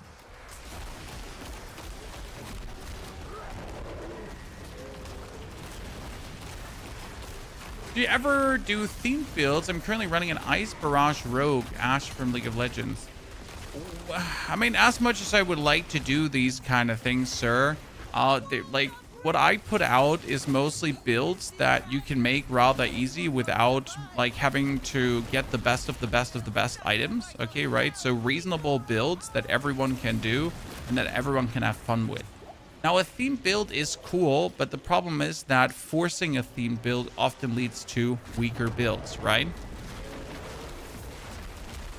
And I just can't make that. I can't just make a weaker build just to live up to a theme, if that makes sense. That wouldn't be appropriate for my viewers. Like, as much as I like making theme builds, like, I see what you're doing there with Ash, right? Again, it's kind of like, yeah, as cool as that is, like, I'm gonna tell you, hey, this build is weaker than everything else, but it has a theme, and you're just gonna punch me in the throat, right? You're just gonna sucker punch me in the throat and that's it? Like, what the fuck, Tony? I was hoping you'd give me a good build, and you just gave me a theme build. I hate you. I hope you die. You could do Volley Bear. Hey, I am Volley Bear. Look at me. I just haven't decided on the color scheme we're going for yet. Right? Oh, wait, we could do like here. This is the new color scheme, chat, by the way. This is from the Overwatch thingy. But I need to actually unlock the reliquary. Here, it's the Overwatch reliquary, right? Here, 150. I can run around as the golden bear.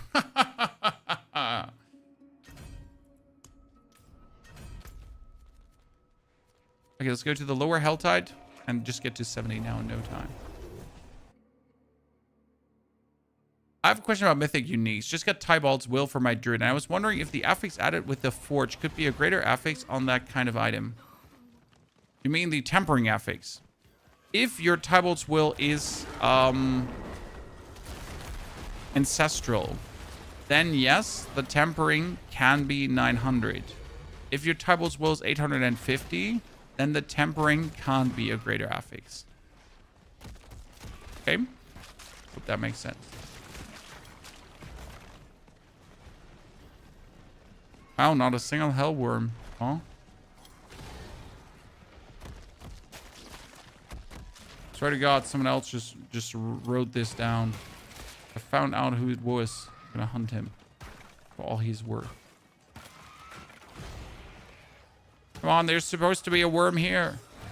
And then there's supposed to be a worm here. And then there's supposed to be a worm here. Seriously, not a single one? Not a single one? What the?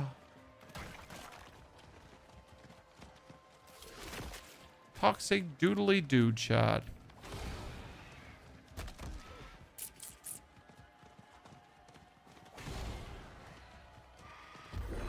Not a single invasion was had during the recording of this game.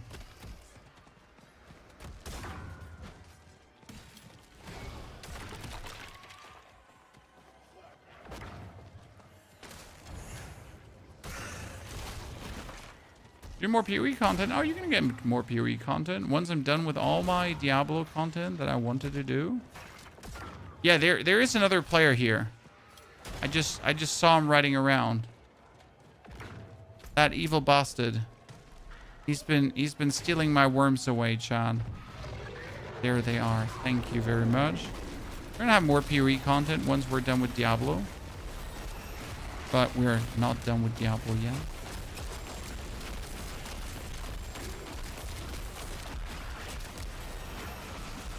That's 51.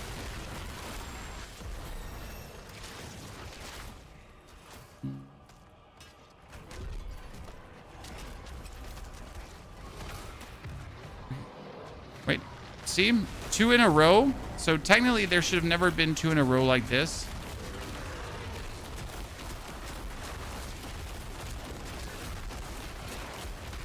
We get that.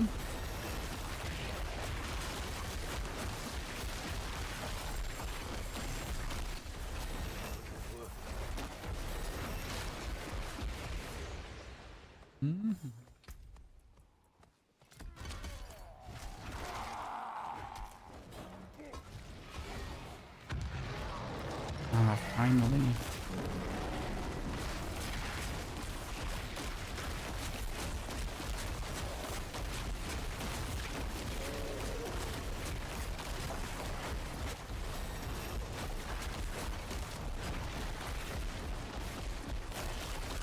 The problem is that we're going to get invaded soon. How big is the learning gap between PoE and D4? I mean, both have their peculiarities. However, Path of Exile 2 has more to learn. Diablo is simpler to learn. Now, the problem is, or the advantage is, that you can learn Diablo by just playing the game. You can't learn Path of Exile by just playing the game. Technically, the game tells you everything, but practically the game doesn't tell you everything. So if you're wanting to learn Path of Exile, you already have to plan to invest time researching topics, right? Because simply the in-game information is not enough for certain topics. And that might be annoying to you because, hey, why the fuck can the game not just give me all the information? And you're right. Why the fuck can't the game give you all the information? Is it that hard? Right? Do I have to watch a YouTube video to basically understand a game? Shouldn't actually.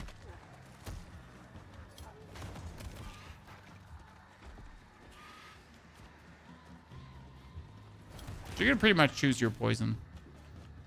Have a build online maybe for the Druid? Yes, there is a link in the description for the build that we're using for leveling and also for the build that we're gonna use for the end game. Both are already there.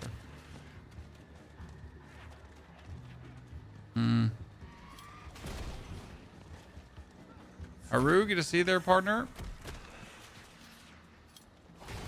It's ancestral. You've already tempered 20 times without a greater affix. I mean, usually it takes around 10 to 15 times to temper a greater affix. However, that usually has a margin of error, right? It could be 10 to 15 times, but as you said, it could be 20 times. And I've been particularly unlucky this iteration, and I've been taking way more rerolls than I've ever had to get some of these things upgraded. Certainly annoying. Okay, we made it to 60. Very good, actually. Oh, we get a glyph already? I wasn't aware that with 60 you could get glyphs already in like normal difficulty. Since when? Chad.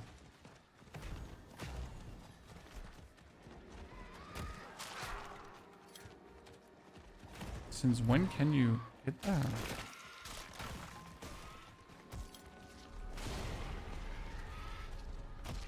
That's crazy.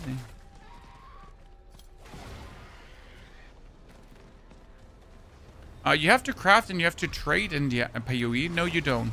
I mean, you have to craft. Yes, that is true. The trading is unnecessary. You can play solo self-found. I usually play solo self-found. And most importantly, if you're crafting very budgety like I do, it's also not super expensive to craft. So realistically, the whole crafting and trading, have to trade, not have to trade, is actually not as much as you think it is, or as tedious as you think it is, once you get the basic hang of it. right?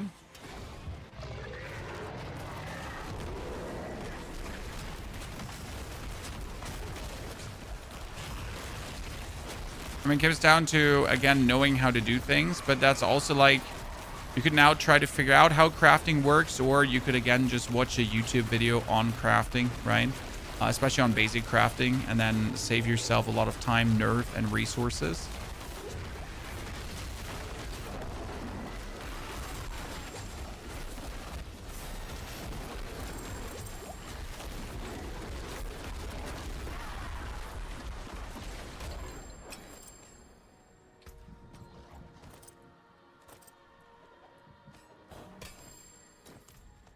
Okay, we're gonna have a problem in a second. Oh, there is another set of...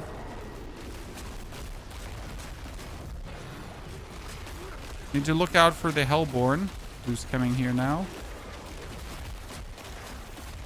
Having that Pang of Duriel, the Hellborn, and all these here together is going to kill me, potentially. But I'm actually just here to kill the Pang of Duriel, and then I'm going to leave, because I have no interest in fighting that dude. And I'm out, bros. 65 chat, almost there. 1 hour, 37 minutes in. We're planning to play Spiritborn this season, yes, sir. However, I'm going to wait for Tuesday for Spiritborn, because realistically, as cool and fun as Spiritborn is abusing a bug right now to do the heavy damage it does. So I'd rather wait and see if there is some adjustment coming to said Spiritborn, right? Before I'm going to send it, and then Spiritborn is going to face a significant nerf.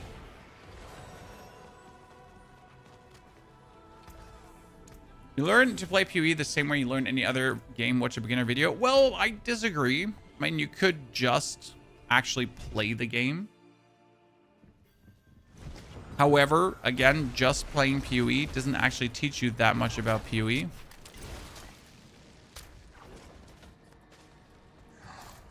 Which again is a bit down to a lack of tutorials in the game.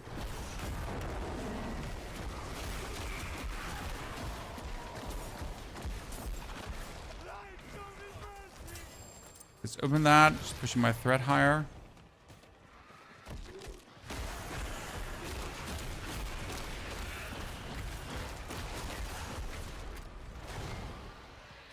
I mean, when you're stuck, the biggest problem with PoE 2 and being stuck is resources.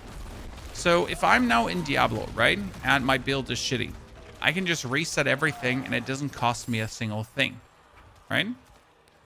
But if I just made my first character in Path of Exile and I did like really bad decisions on my passive tree, and I have also shitty skills I choose, then I just simply won't have the gems to choose new skills, nor will I have the money to necessarily respec. And if I then do respec, I might just simply end up broke.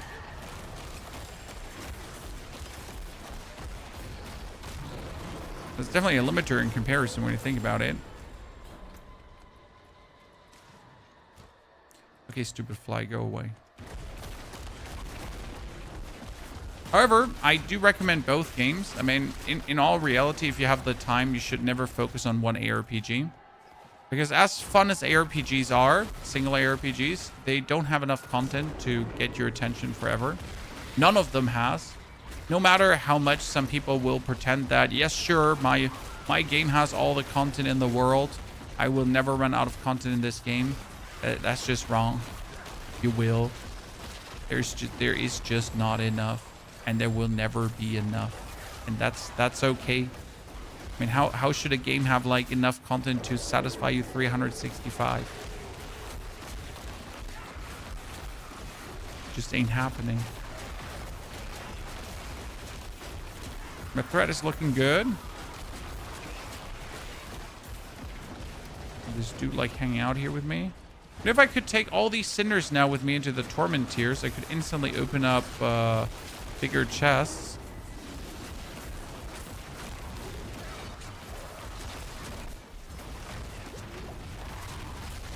Come on. As soon as this dude has enough threat, he's going to try to steal my worms away. Okay, we get the threat, chat. Let's roll. I only need like 5 more levels, then we're already Gucci.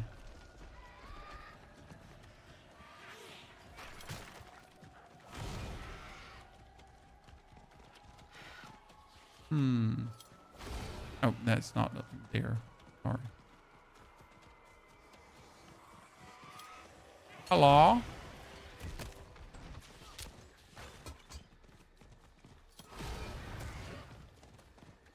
PoE 1 has enough content for most of the league to stay busy between all the league mechanics, Ubers, and all characters.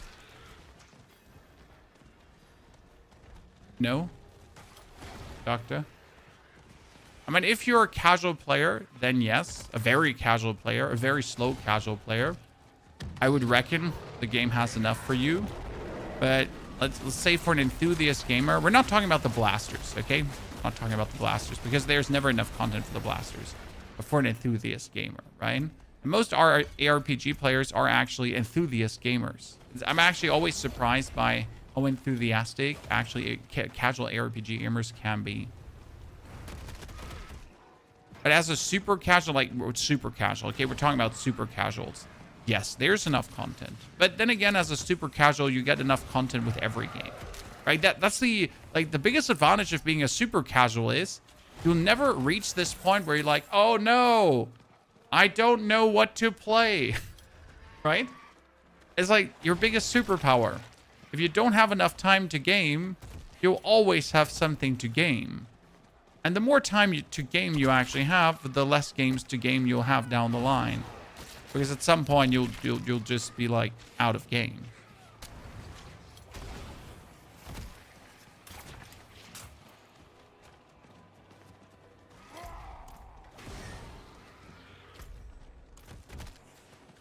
Okay, come on. Oh, he's like, see him riding around here, chat? He's here to steal my worms. Honestly, I'm going to the upper Helltide. I really don't like the upper Helltide for worm gathering, but I'll give it a try.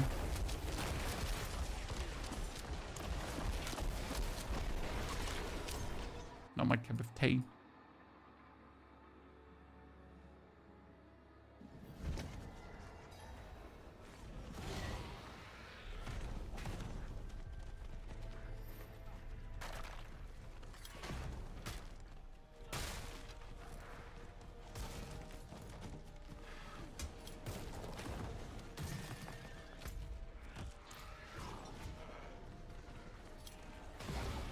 He's stealing worms, dude. These worm stealing bastards are everywhere. We just man can't make an honest living anymore catching his like hell worms, right? I like that mount first time I've seen it. I think it's new, but I don't actually know where it's from. Because I just got like this Overwatch package from Blizzard gifted to me. It might be part of that. But then again, it's also a horde flag attached to it. So I honestly don't know where it's from. Right? I just have it. Blizzard gave me a code so I can show you cool skins.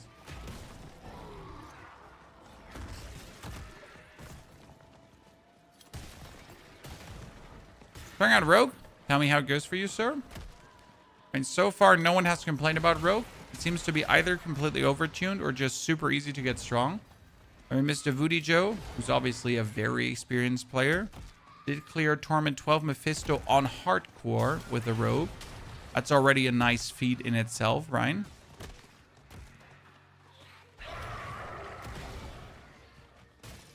Okay, where are my hell worms?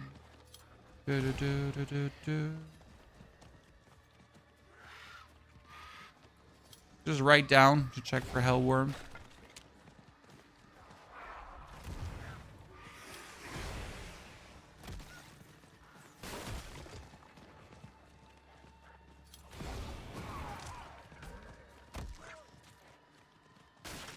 Alex, you can always properly craft as a casual. You can't just go for the crazy fractured crafts and that kind of stuff. But then again, do you need that? Right? And like the same with Diablo. Do I need my character to be full of mythics? No. I mean, I can clear Torment 12 without that being the case. Would I like to have my characters be full of mythic and crafted mythics? Yes, that would be cool. Because then I just have a cooler character with cooler shit. And it would be cool. And cool is nice. And I like cool things. Right?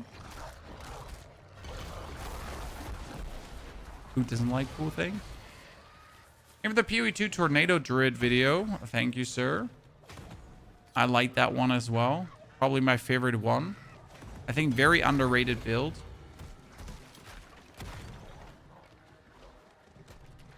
Okay, these worms are just not spawning today.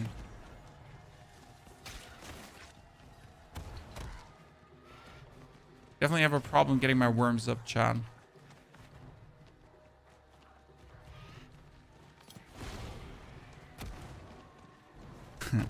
As a casual, I need as much raw number on my side to make up for a lack of skill. And that's why absolutely broken OP builds exist, right? That you as the casual have the opportunity to just say, you know what? I suck, so I'll just play with super broken. So it doesn't matter that I suck. And that's fine. That's why, like, you know, that's why we have these builds. That's why they should also exist. Like, I think, like, when people say super OP builds shouldn't exist, they always don't understand that there are people that just don't want to play fair, right? There are people out there that just don't want to play fair. They just want to be the most OP shit that you can humanly imagine, and that's okay. Because there's nothing wrong with being the most OP shit that anyone can possibly imagine.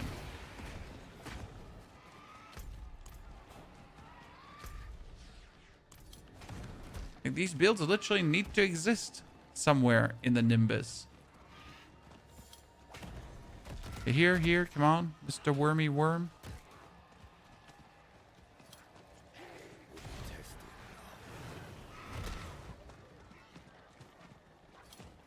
I don't want to play fair, but I won't use real money or a buck in a build. Yes. The sad part is when you just figure out later that a build is only good because of a bug, right?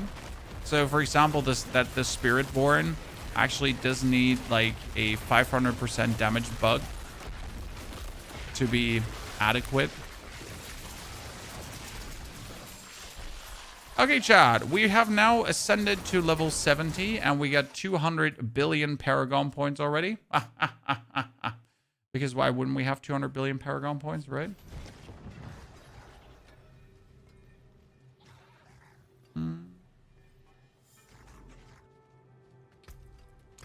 Let's see, we're gonna go over the left side. Always go over the left side.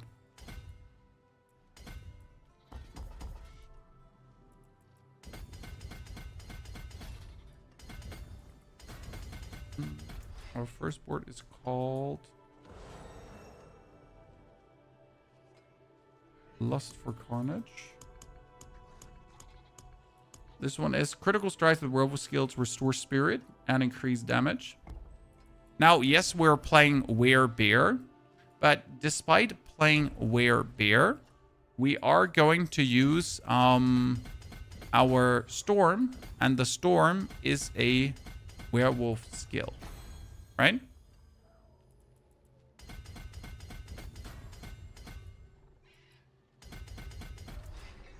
Then we got Survival Instincts. That one is, while in Werebear form, you deal increased damage, an additional 1% increased damage. So that one is 70% bonus damage.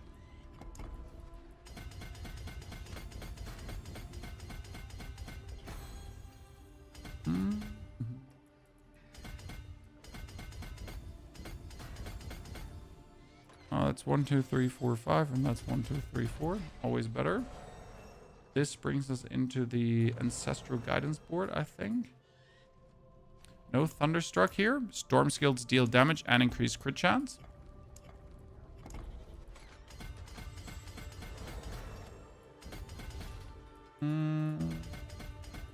Probably going to use like a Dexterity skill on that one.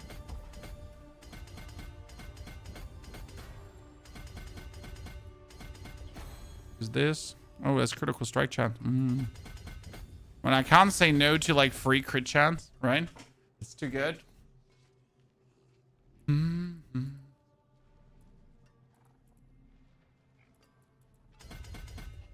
They made crafting harder again. They did. They did in PoE. I agree. And I'm still not sure why we had those crafting changes. It like I'm against them personally. I think they were unnecessary and they were just punishing the casual player. I guess the reason was again because the blasters were blasting too hard, and because the blasters were blasting too hard, something had to get nerfed. So let's be fair, fuck the blasters for blasting too hard and ruining it for us normal casual gamers who just want to have a good time, right? Because there does exist this actual problem, like if the blasters are blasting too much, then there's too much blasting, and that is causing issues for everyone else, right?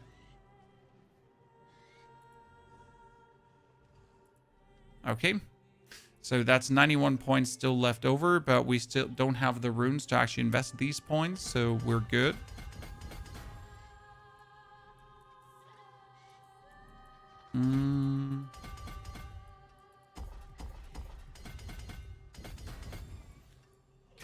Try to push pit 110 with my bar, but I'm too weak right now. Also think of creating a druid farming whispers now. Sir, don't do the whisper farm. Let's see if we have to redo the skill points already. The problem is the build looks a bit different here because we're going for werebear, but we don't actually have the items to do this right away. So step 1 is now jumping into Torment 1. Into Torment 1, we can just jump with what we have. Let's just do that quickly. I mean, with all my Paragon points in, right, I can just go into Torment 1 now. That's it.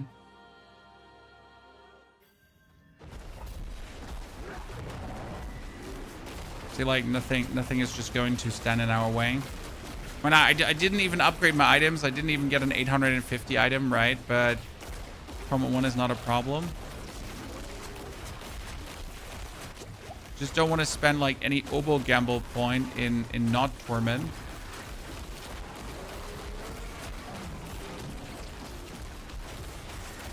We do also need Azure Wrath, and I don't think I have it. But we can solve that problem rather quickly.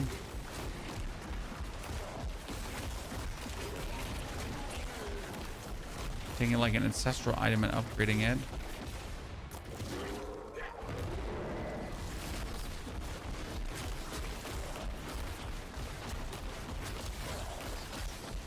This is like still the leveling version of the build, right? We haven't swapped over to the actual endgame version.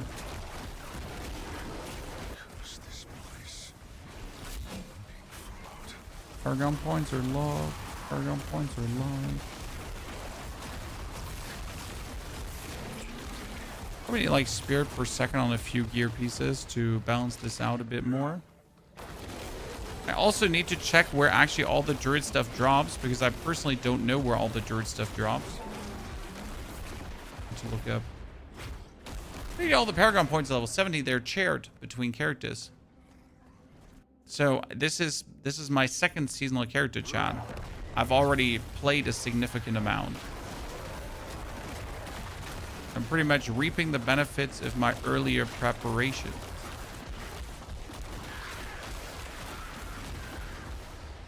Oh, I still need to get the set as well. Thank you for reminding me. How are we going to get the set?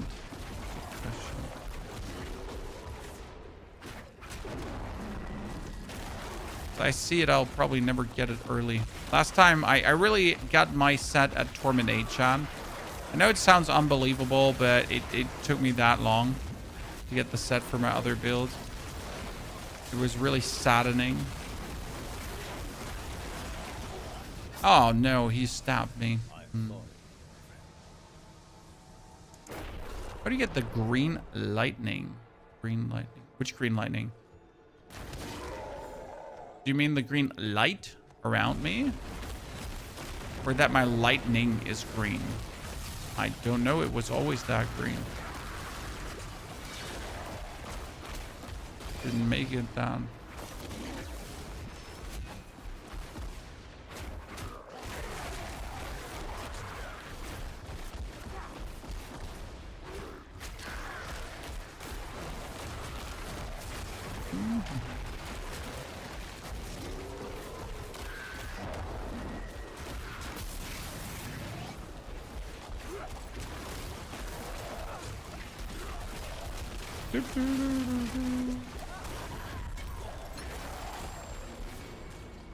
I just get an Ancestral Azure Wrath from gambling. Yeah, that's probably my plan, to just do that.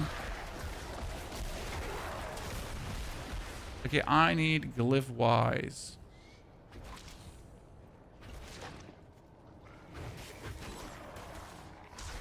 Let's see, we want Headhunter.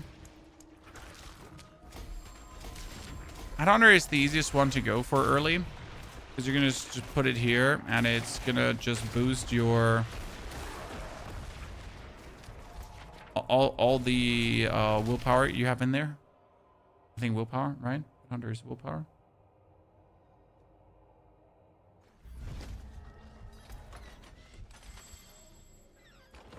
Yeah. Willpower booster.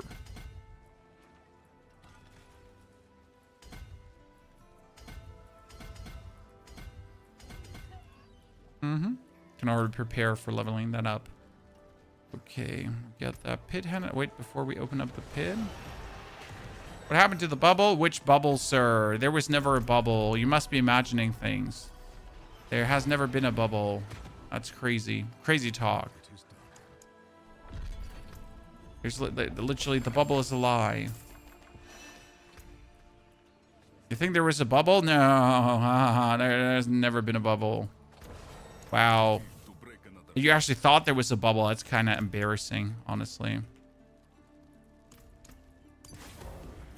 Crushing aspect. Channel.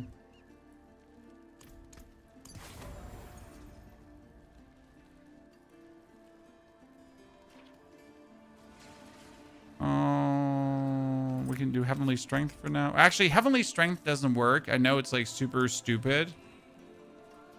Damage reduction was, what was it called again? Debilitating toxic. Debilitating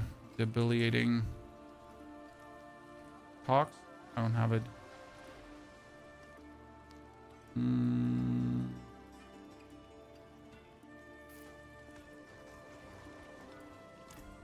Why does damage over time not work? Oh, that's actually really simple because you are... How do I say this now? Because it's actually so fucking stupid. You're turning into an animal form, so obviously you're not wearing a two-handed weapon. Right, Chad? Pardon me, stranger. I mean, obviously you are an animal form, so obviously you don't have your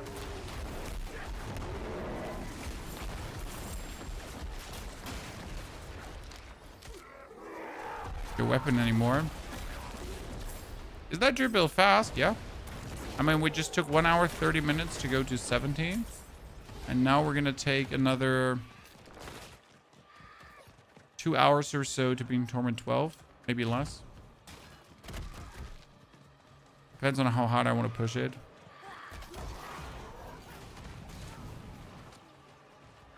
And right now, I just want to spend my cinders that I have.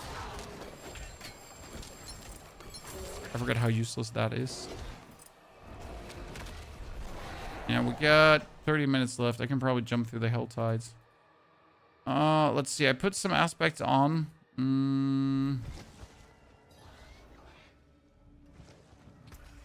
I can go for the Mainlander, what do you seek? vulnerable. A cursed touch. Usually I would use overcharge, but I don't have overcharge yet, right? What brings you? Then we're gonna use the Tybalt's Tib. Because I have this as a glyph. And we can also use Seal. Because I get a +1 seal that I don't need. But why wouldn't I use it, right?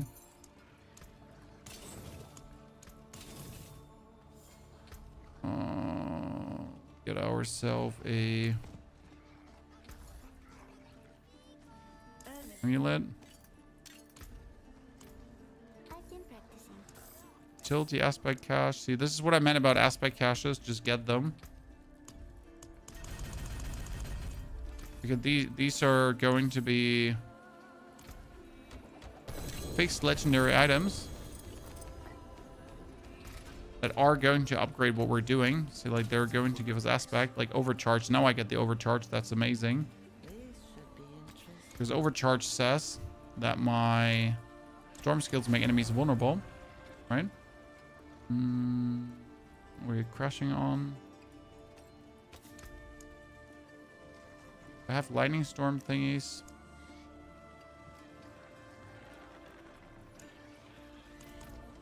Nothing really. So let's jump through the pit. With the stuff I have on, I can probably do pit 4 right away. Let's see, Paragon wise, do I need... I need Earth and Sky, Keeper, Fulminate, and Spirit. When playing this Druid build, when should I switch off the leveling build onto the main one? Well, that's what we're trying to figure out right now, my friend. I mean, currently you require a set of specific items to actually do that, so you can't just swap over like that.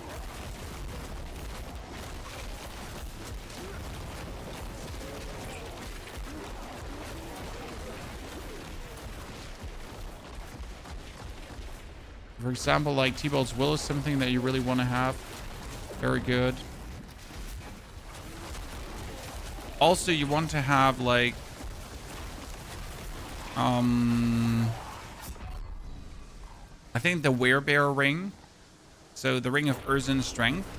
Because the Ring of Earthen Strength is going to allow you to use overpower stuff for bonus damage. Right?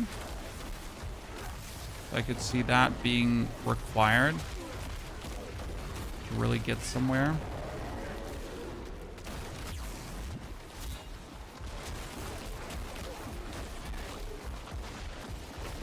But hey, we're about to now figure out when do you actually swap over. I mean, obviously a certain amount of Paragon points helps as well, that you can pick up the skills, right?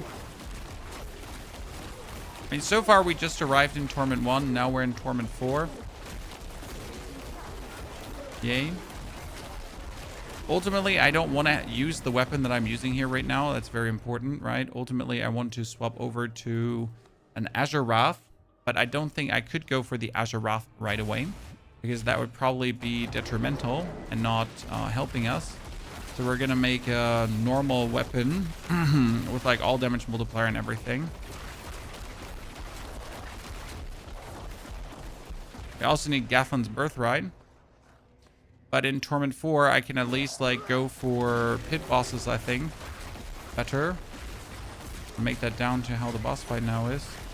To get my items. Not pit bosses, lair bosses.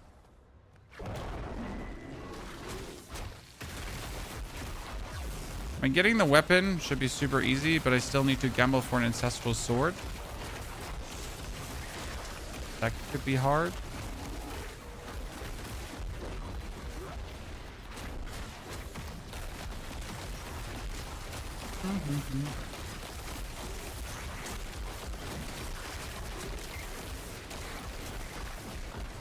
And we need the set. When I don't have a single set charm yet. But sadly, there's no ruling for set charms. Did you get a mythic drop from this season from a boss? Yes, I have gotten 2 mythics now dropped from bosses. And both of them were completely useless. So, yay. No, not true. I got 3 mythic dropped, and 1 was actually really good because I got the Bloodless Scream actually as a mythic. And that's insane because the Bloodless Scream is needed for the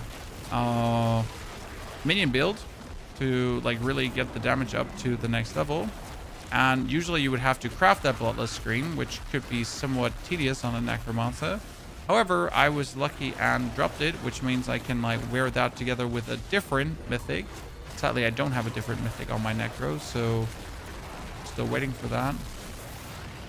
Okay, let's see how... see, I can just kill... that was easy. Okay, first set charm, chat. Which set is it?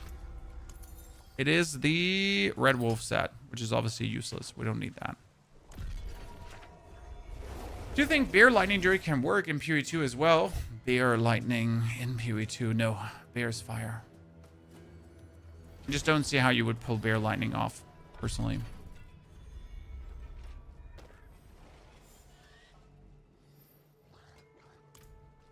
Oh, it is a Fenris, isn't it?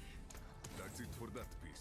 Do I have a weapon with a greater affix for the time being? I should have like a two-handed, but that has intelligence on it. I can reroll intelligence. Here, this one has an all damage multiplier, damage over time multiplier, maximum life, weapon damage. So I just have to reroll that damage over time now into... Not damage over time. Okay. That damage over time does not want to get rerolled into not damage over time. Good. I never wanted anything anyways, right? We're not gonna spend like many resources on this weapon because it's just like to have right now, right? So that's that. Let's upgrade it. Whatever it hits. I mean, it's just better than anything I have currently. And then we can upgrade it. And most certainly we can put on Topaces. What was lightning damage? Lightning damage was... Topaz, right? Ground Topaz is lightning damage. Whoa. 2 ground Topaz is pretty illegal. This should be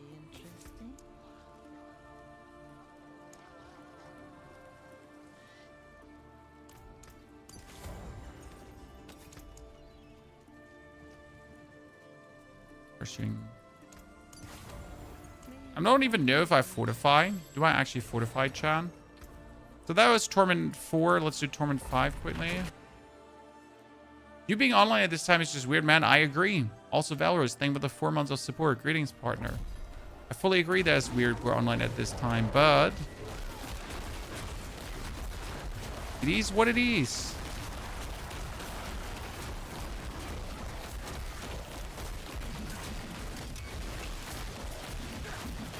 Okay, so after we now clear this, we can go for the uniques that we're looking for, Chad. What class would you suggest on hardcore? Barb. I think Barb is like super easy to keep alive, personally. Especially when you play with Iron Skin later on. And you'll just do so much damage that you'll just stay alive by natural, you know? Also, Druid is quite tanky. I don't think... have we died? Druid is quite tanky if you're then not flying through the tiers. I mean, like, I am obviously just jumping through the tiers without looking for any kind of defensive item. I mean, my item is like 750 item power, right? We don't have any resistances. We're just moving through the Torment tiers like that currently at a fast track pace. But usually, like, Druid is quite tanky, reasonably.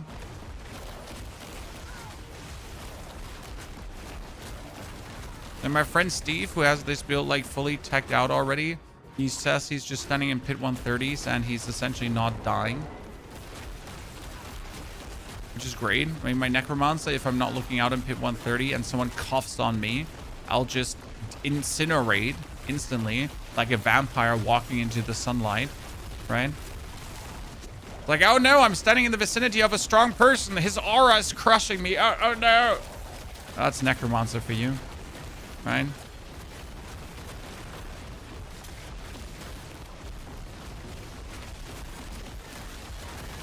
Getting mocked by everything in existence, pretty much.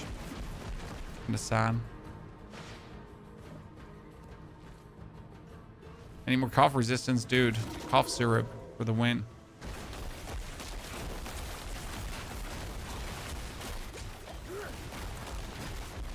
Get 4 stacks, reactivate.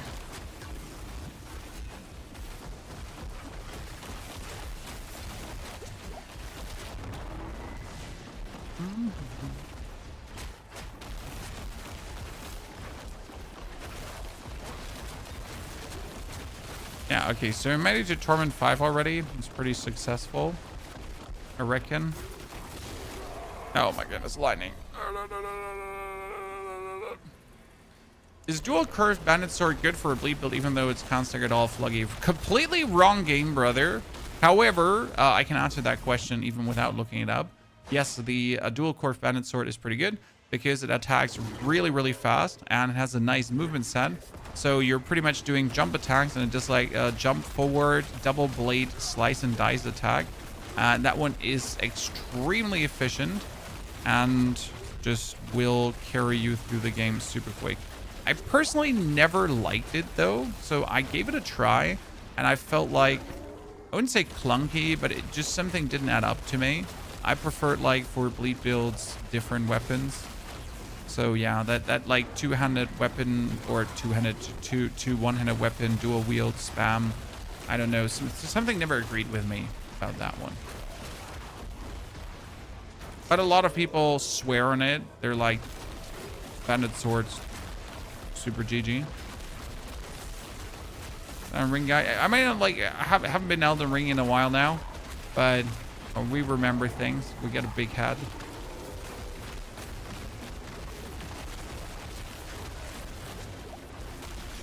Oh god, you laser beam with frost. Oh, it's fine. Oh wow, that instantly just if that freezing beam touches me, I'm just combust.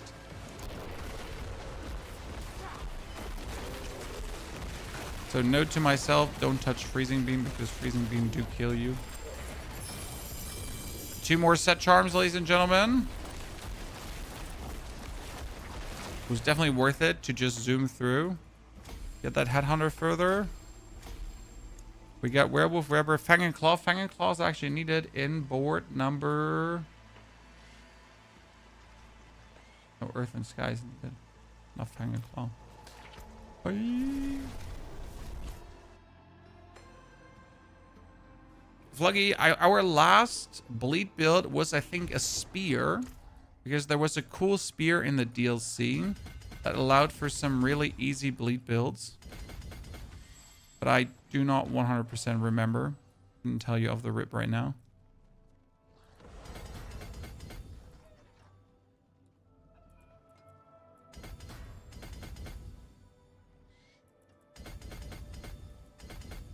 Randomly taking every single resistance. Don't worry, Chad.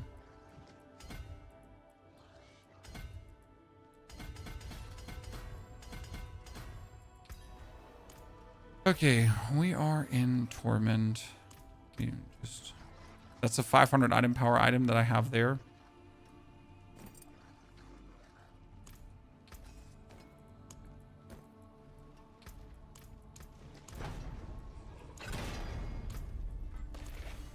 Make my good boots in a second. Oh.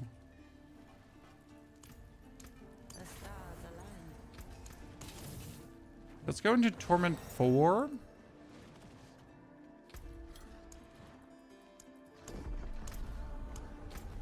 Because I still have some chests to open.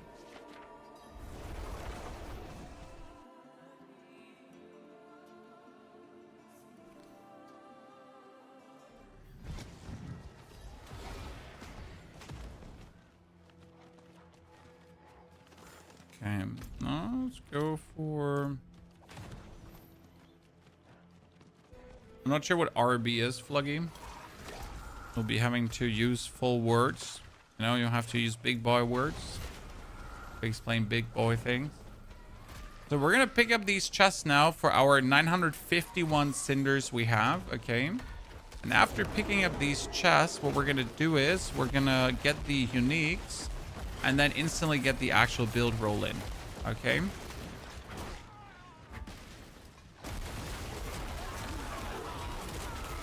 And I'm happy we pretty much just rushed through like 2 hours old character. Torment 4 seems reasonable. I actually never played Reverse, my friend. Never liked that one. I always enjoyed the, was it the Ushigatana and then double swing and go zip, zip, zip. No, not the Ushigatana, the longest katana. I'm not sure what the longest katana was called again. Then use double swing. And it goes... Enemies down. This is my preferred playstyle.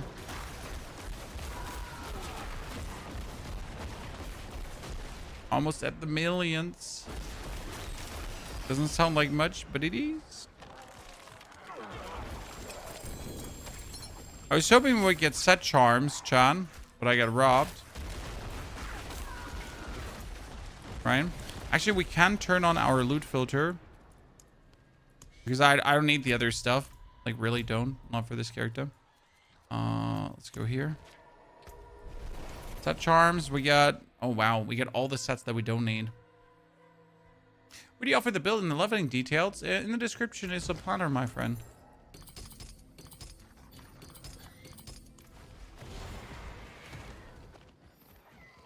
Was it the Nagakiba? It could have been the Nagakiba.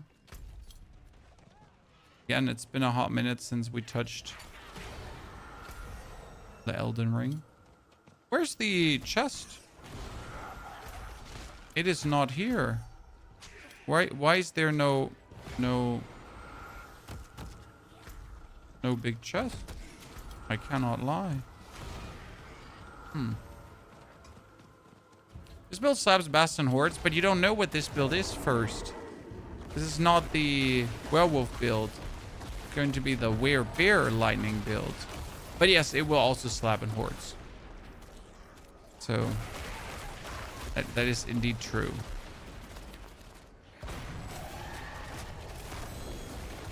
Also, Bear and Werewolf are very similar to each other.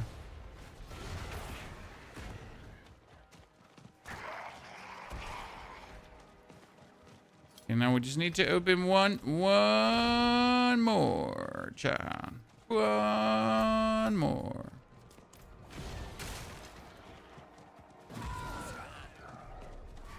Blizzard scans your specs to make sure that the set charms don't drop. I believe that. You know, I fully believe that as well. That theory sounds as sound as everything else, and it doesn't sound crazy at all. I'm with you.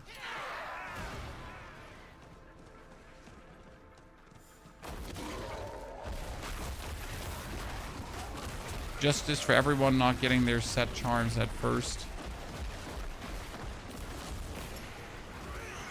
Blizzard rigging the whole thing.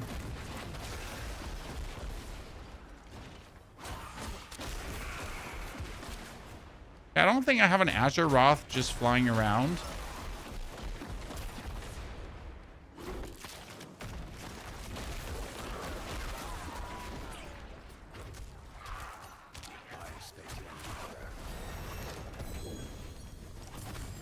Yeah, we need to like I want to open like as many chests as possible here, mainly for the aspects because I'm missing all the Druid aspects. So I gotta actually open these up that we can become tanky.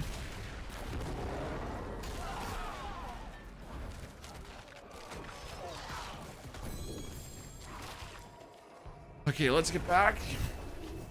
I could run through an Undercity. Then we actually have our pit thingy updated. Yeah, that's a good thing. Let's just run through an Undercity right now. Here, hand all of these in. We're quickly gonna run through an Undercity. And be good about it. We're probably getting like a set thingy for the Undercity. We're gonna kill bosses in a second, so we should be fine.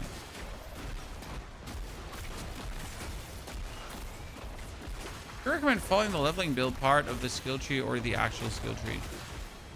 I mean, this like I did the leveling build for this one, my friend. The only thing I changed in the leveling build is Raven's out for Petrify, and it made it a bit smoother. So I'll have to update the leveling build for that. I got that recommendation. I was thinking about using Ravies, but I actually went, oops, sorry, for Petrify instead. That was just simple. Whenever we had like a bigger opponent, we just nuke-a-doodled him. Does the skin change the color of the animals too? Wouldn't that be great? No, it doesn't. Blizzard does not have the technology to give us animal skins. No ARPG has the technology to give us animal skins apart from Path of Exile. Not sure. Like every single skin package you actually buy should have attached an animal form skin. And I think that's not even a discussion, right? When you're literally playing Druid who spends most of his time in animal form, and we don't, like, you're telling me we seriously don't have animal form skins? I'm sorry, but how's that a thing?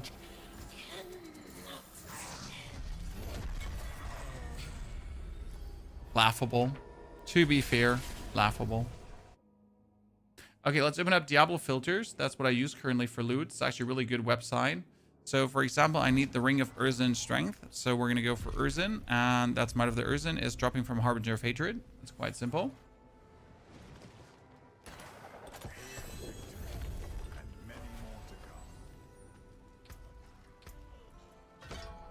Then I need to get myself Gethlin's Birthright. Where's Gethlin's coming from? Gethlin is Lord Zur. Let's do that. I have how many keys? I got 3 keys. Let's kick like Lord Zur in tier 4.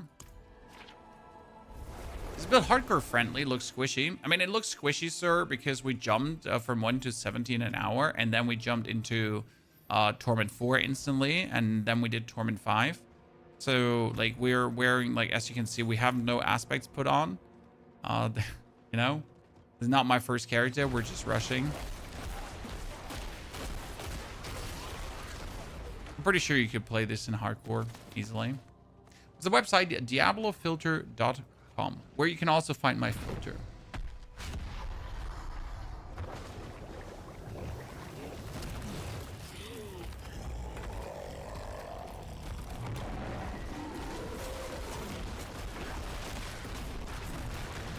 So let's get him hit and then re-trigger the lightning storm.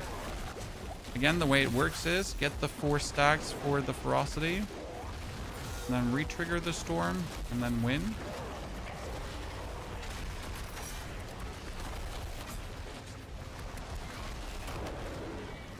Not sure how you're supposed to approach Lord Zurzo when he like puts like all these ground effects down.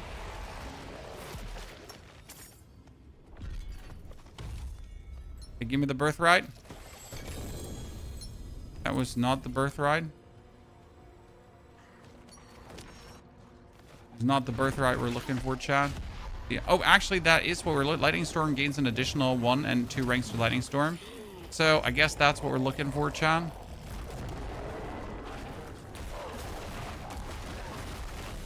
Whee! More damage.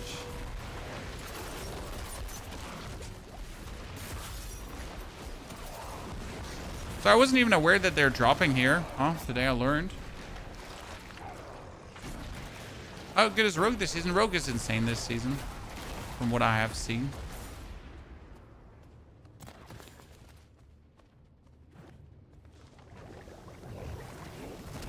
Do we just farm corresponding bosses, try to get mythic versions of specific uniques? Yes. If you want to have a specific mythic version of a unique, then you just farm the corresponding boss. So you're, for example, now looking for the unsung raps in Mythic, then you just have to spam Zur like there's no tomorrow. Preferable, you would actually do Belial, because Belial has a higher chance to get you the Mythics. But the problem being that when you're like you don't have the keys to use on Belial because you want to use the keys for the Reaper, right?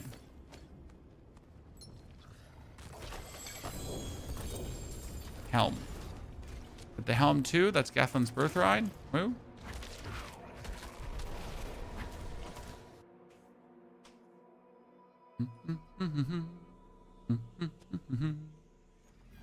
What does Gathlin's Birthright do? It's actually really cool. So Gathlin's Birthright says, Cyclone Armor is automatically triggered once every 5 seconds. Cyclone Armor passive grants 30% damage reduction. It's ranks 2 Cyclone Armor.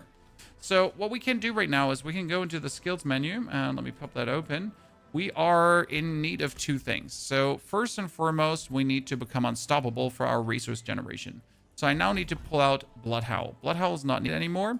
We're actually going to get Earthen Bulwark, because yes, Earthen Bulwark actually works for what we're doing. Earthen Bulwark makes us unstoppable. Earthen Bulwark fortifies us, right? And it heals us, which is kind of cool. And then Earthen Bulwark shoots out tectonic spikes. We're going to have to pull out the points out of the Poison Creeper because we don't need that anymore. And we're going to put that in Debilitating Roar to get ourselves Resolve stacks and Fortify. Actually, like cooldown reduction. Exactly. And then Resolve stacks. Yep. Which gives us the Cyclone Armor. And we're going to do Cyclone Armor into this. And then we get Cyclone Armor to pull enemies in. Okay? But we're just never going to actually play Cyclone Armor. Because we don't need to. And also our Petrify at this point could actually be turned into the Grizzly Rage. For Grizzly Rage cooldown, the other two are actually not needed. And then Grizzly Rage down here.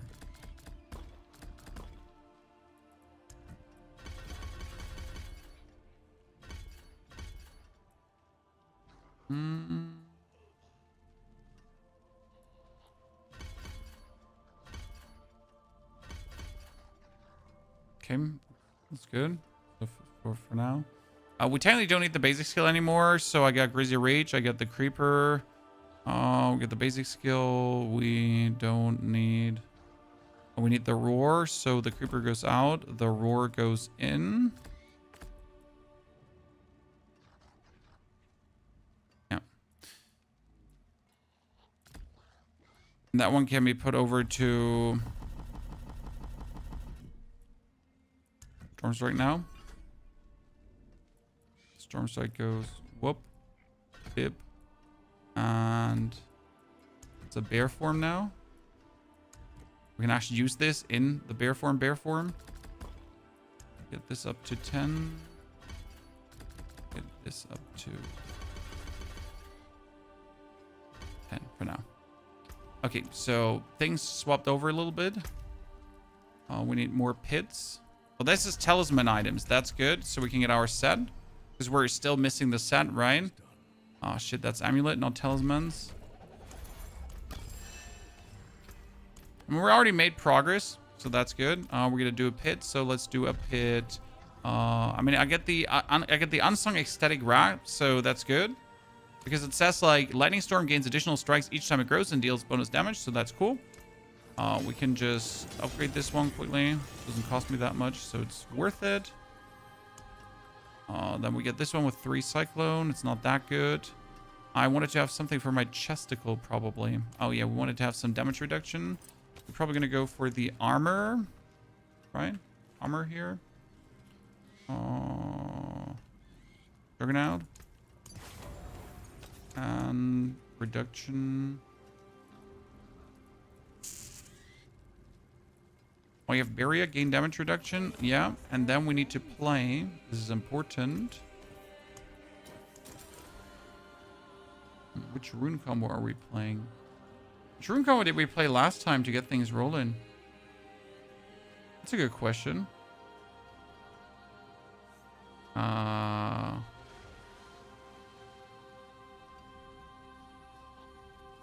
We played... Yeah. Good question.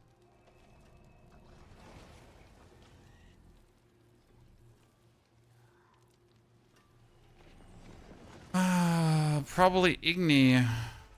Probably Igni.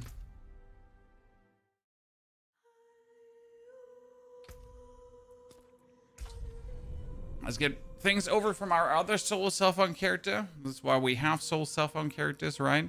That help each other. Game just stuck itself. Why would the game not stuck itself? So Igni Quay, so we always have it up. Actually, we could do Sir. Doesn't matter, to be honest. I just need it up like every 5 seconds roughly. My character cannot move.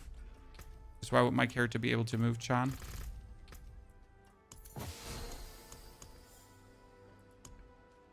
Like, surely my character being able to move would be bonus. Captain Crash, thank you for the 2 months of support. Captain Crash, are you responsible? I have to stare you deep in the eyes. We update the Binion army guide with aspirational gear, or perhaps add Cult Mage version. Reladar, we are going to do the Cult Mage version Sunday evening or Monday morning, probably. Yeah.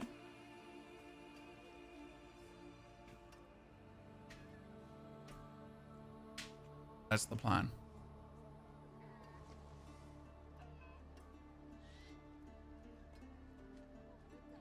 Okay, I kind of want my character to be able to move. you know, Diablo do be that way.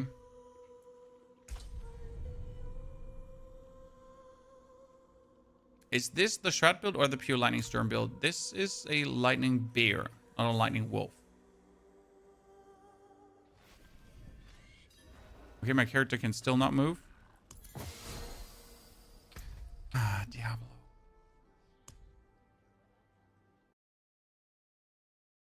Sometimes Diablo chat. Just making Diablo things. Okay, we have the Pak Kwe rune combo. Actually, Pak Kwe is definitely better than what I wanted to do. What else do we need? We got Gathlins. We got Unsung. We want to have Dirge of Iridia or Thunder God's Blessing.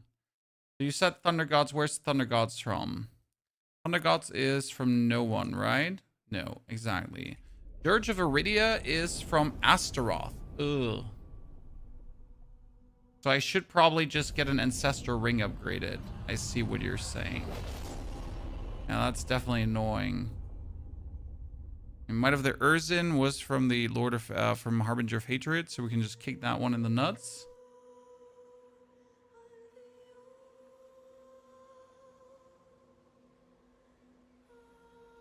Wait, let's see about that. Let's see. Lucky hit. Oh, we need the cooldown reduction now. Good. Now let's see if we can get in there and move. Keep up the great work, Captain Crash. I appreciate it.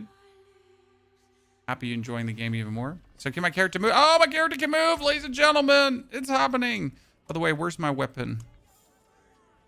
That's the Zangavar, the Blade of Zur. There's my weapon. Oh, I was scared. By the way, we get a Harlequin Crest chat this morning, freshly crafted, and we get another Seal of the Diamond that I could actually use. Now, what I wanted to look at, though, is I wanted to take all of these here.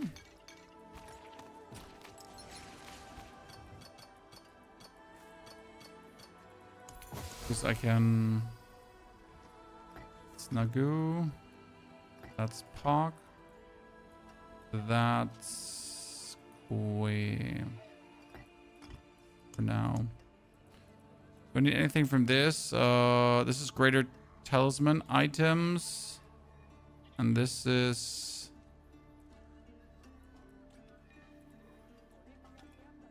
Lesser Talisman items. Your mom, Lesser Talisman items.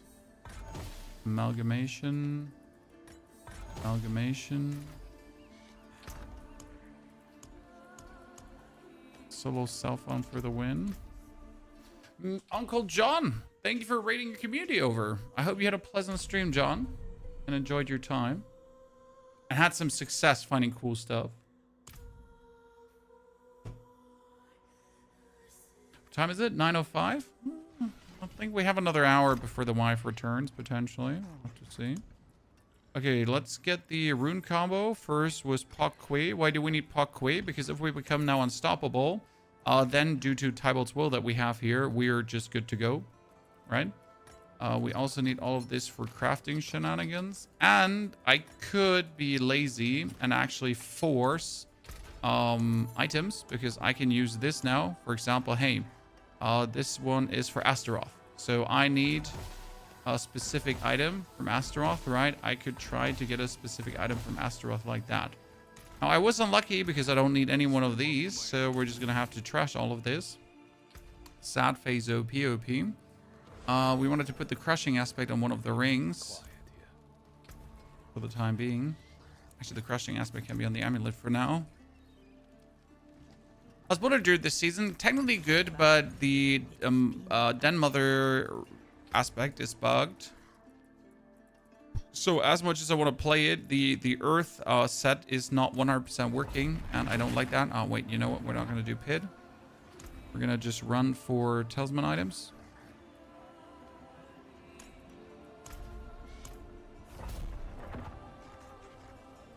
And Torment 4. Oh, shit, that's Torment 4. I should have gone higher Torment here. I made a mistake.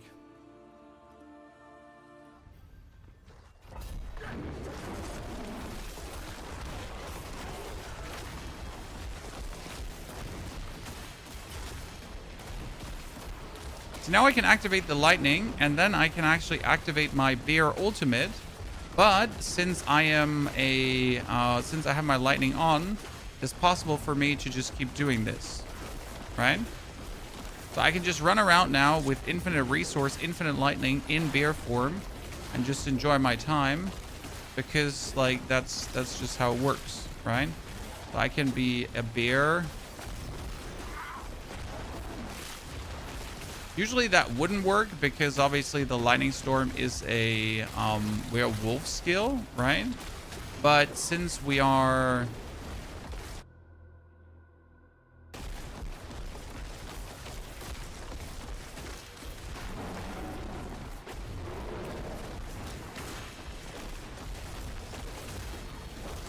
doing it the way we're doing it, and you activate the lightning before you go into the bear form, it's possible. Oh, we're missing out on our ferocity stacks now because I made a mistake. Yeah, that's bad, Chad.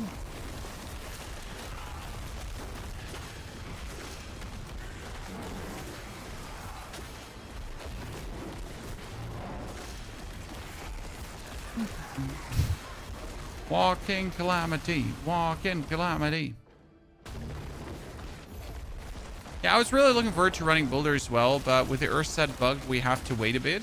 I mean, the bug on the Earth set is literally like sometimes it just doesn't work, and that's like a huge DPS minus when the main thing that you're using for damage just sometimes does not work. I am sorry, that is rather unacceptable. I cannot have the one thing I'm using sometimes not work. Right, what is that? I'm sorry.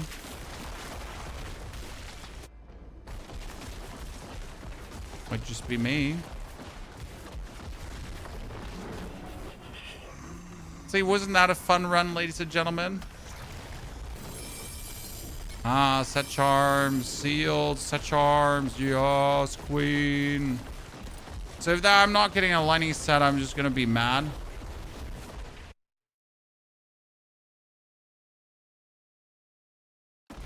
I also just missed that I don't actually have to have this in my skill bar, chat. And I can take the 3 skill points from wolves. No, I might keep the wolves for now.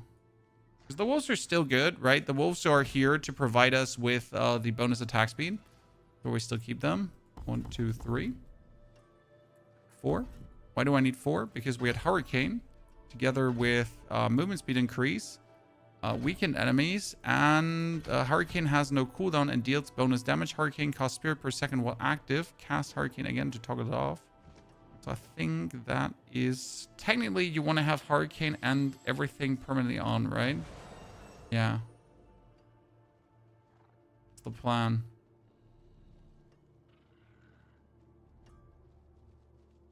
So we also got the we are currently using the spirit skill here that reduces that gives us ferocity, right?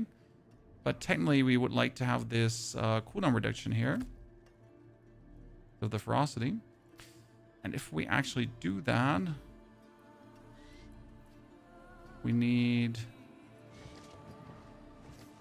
the ferocity aspect, because there is one that has lucky hit chance to give us ferocity, right? It's not ferocious, it is have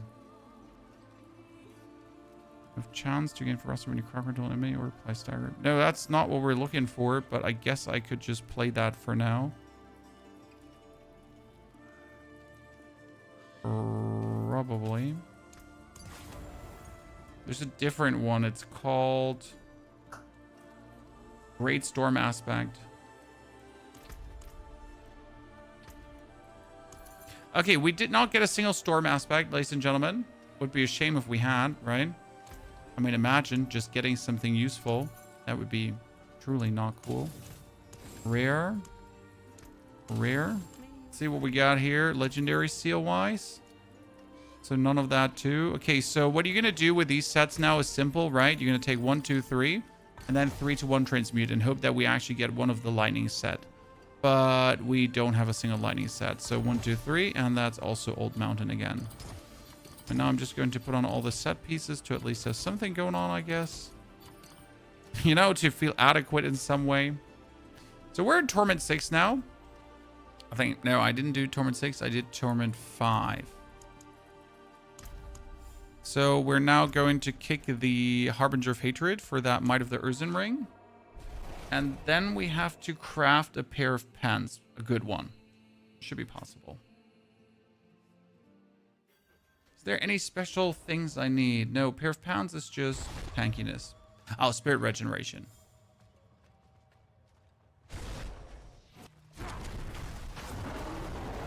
Figure beta werewolf destroys all bear builds. Well, sir, that's very nice of you to think that. Oh, but we cool. We know what we're doing. Appreciate your concern, though.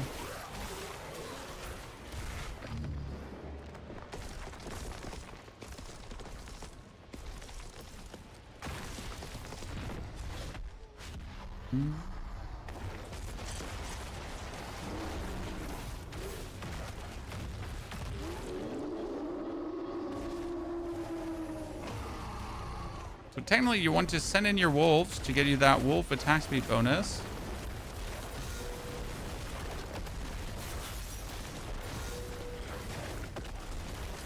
Oops, I forgot to keep activating that. How do I know if like Hurricane is toggled on or not, Chan?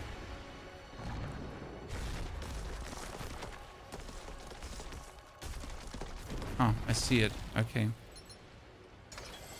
That's the ring with a greater affix instantly. Oh. Nice. Oh, with critical strike damage multiplier, vulnerable, werebear skills. Okay. You know what? Fuck you. Bam. I'll take it. You know.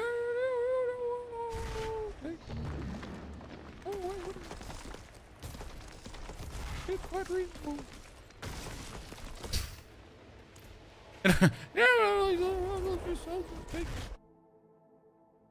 good. One try. Although Lunatic Warlock do this season. Oh, very good. Lunatic Warlock is fire, my friend. Okay, let's get that one. What should we temper on? That's the good question. On rings, I would like to temper.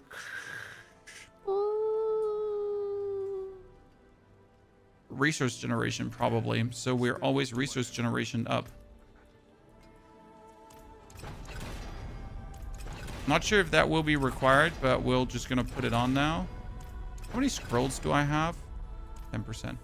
Okay, we get resource generation, crit damage multiplier, willpower, vulnerable damage. Actually, everything is insane on this. The only thing I could change now, I could technically go and be like, hey, what if we re-roll the willpower? Because 2 ranks and werebear skills is obviously great, because technically we're using werebear skills.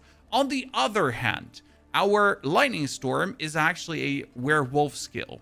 So the ranks and werebear skill is the one thing that's useless. Ergo, I would reroll that into all damage or lightning damage. Yeah.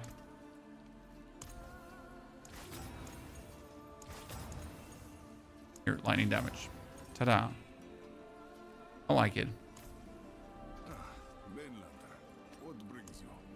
Let's temper this up. We're going to keep this on willpower right now. I'm not going to change it. What I need is a chest piece currently, chat. Do we have a chesticle? Very good question. I need a chesticle. Do I have a greater affix chesticle? You get essence regeneration. You get maximum life. See, maximum life is pretty good. Because what we can do now is we can remove the resistance. No one likes the resistance, right? So let's put the resistance off. That means we keep the max life. Then we're going to add a resource aspect. Very important. Why resource aspect? Spirit per second. Right? We could also add ranks to the... Wait. Actually, we should probably try to add ranks to defensive skills first.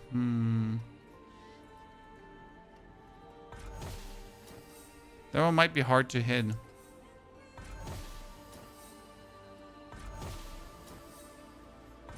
Because you need to focus reroll the willpower until it actually gives you ranks to skills.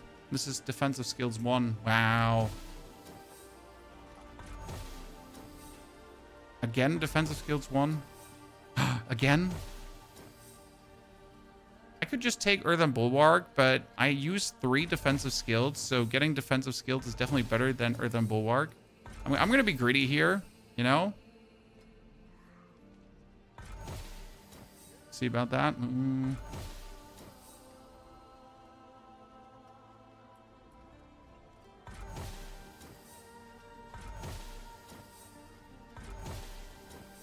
Oh my goodness. Let's be happy with the Earthen Bulwark for now. We could re-roll that later. Okay? We're just gonna take that. Then we're going to add a defensive one. That defensive one is fire resistance, which is shit. We're gonna add another defensive one, and that one is resistance to all elements. Damn. That was a good roll. Because now we can obviously take that fire resistance and we could just re-roll that into armor, for example. Or we could re-roll that into anything else. But obviously, re-rolling that fire resistance now into regeneration. I could keep spirit regeneration here, and then... Nah, probably armor would just be better. Armor. Okay, look at that, chat. Pretty good, pretty good. I like this chest piece. I mean, it's obviously vastly better than what we have before, right? Then we're going to up, punch 2 holes in. Undress the other chest piece quickly. And get ourselves the Parkway rune combo.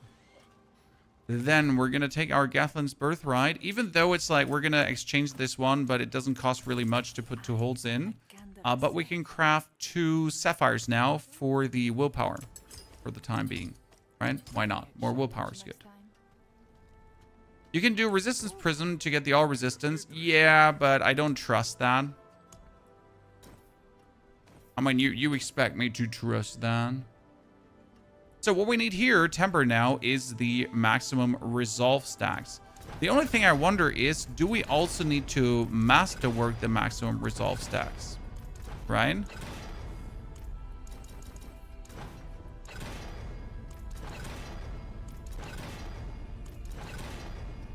Oh, I'm running out of scrolls again. Friggity frag. That's really bad. Because getting maximum resolve stacks is more complicated than it should be. Has any right to be, right? Could you just roll at 4? Thank you. So do we now masterwork this? Does actually masterworking these make it higher? That's the big point. So I'm almost out of money, so I can't actually do this. I need to farm money in a second. We're going to farm money overnight on my other character. Then we're going to put on the aspect of Glyn's Anvil now, because Glyn's Anvil instantly works. Okay, this is important, right? Glyn's Anvil now with this one gives me a lot. And these 5 resolve stacks are now with the Might of the Urzin, a 50% damage multiplier already. If I now take a good pair of pans, I get the same damage multipliers. So that would be amazing, right? I can go for pans, but I don't think I have a good pair of pans. This one has like all the kind of stuff. Has Blood Moon Breaches. Yeah, I don't actually have like normal pair of pants. That has maximum life in, so that's also not reachable. So we're gonna have to go into Torment 6. Am I not? I'm not in Torment 6 yet. Let's quickly waltz into Torment 6 then.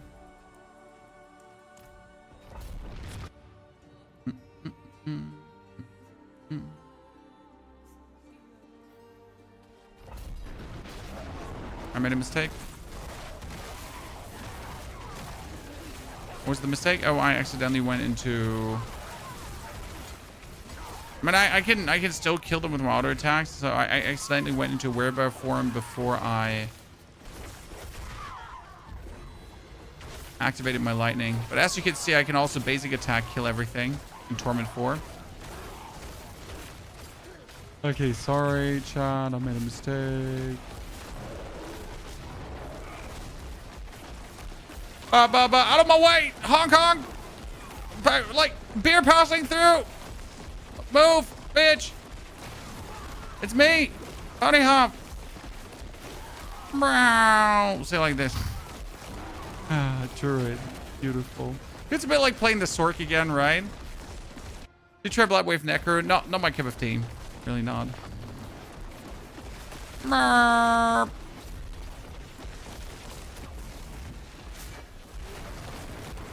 It's like, can you understand why this is so much fun, chat? Can you?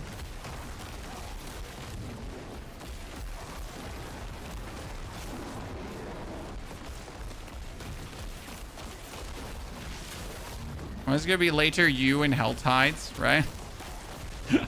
See, I'm just holding my left mouse button down, right? And my like Hurricane around me is automatic. My Storm around me is automatic, right? All of this is just automatic. So we just have to like in between roar. So I get my 15 resolve stacks. Again, 15 resolve stacks is 150% damage multiplier, right? Because every stack of resolve is 10% more damage. This is why I like to play this build as a bear form build. Because again, if you do this without the bear form, then you're not getting this huge damage chunkadunka, right? So you're then just playing this as a werewolf. And I just like Might of the Ursin. I mean, call me like old-fashioned crazy, but it's just one of the things I enjoy using.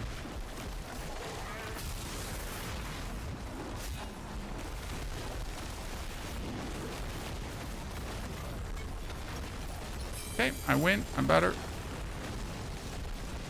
And like this is all without our lightning set, and our lightning set is giving us 400% bonus damage, right? Chat. Oh, by the way, I forgot to upgrade my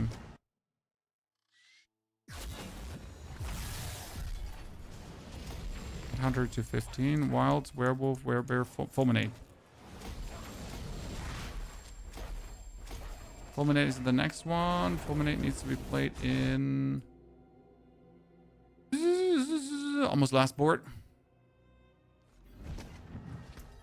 It was maximum BS. I mean, obviously, I have the Paragon points to instantly make it BS. That gotta be said, right? Realistically. Big advantage to how it works in general. That I can just be like, yeah, look at me. I'm BS.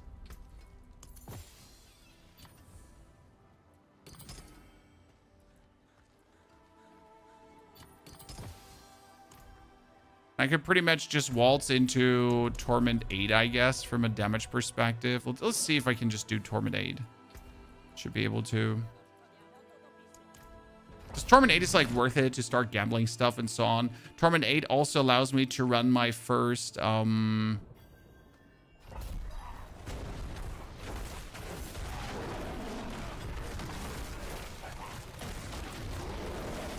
Torment 8 would also allow me to run my first Nightmare Dungeon escalations, but before I run these, I do need to actually have the respective points in my tree.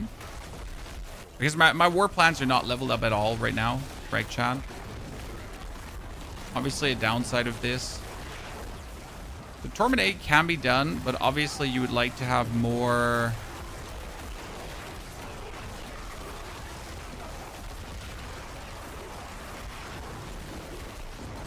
points here.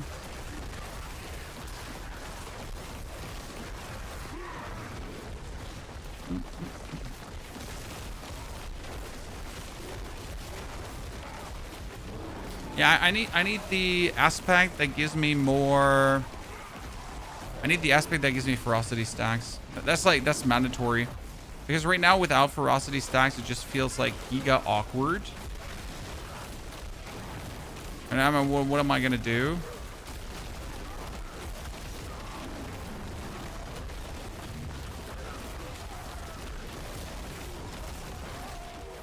Could you all just die? Why are you not dying? Hello?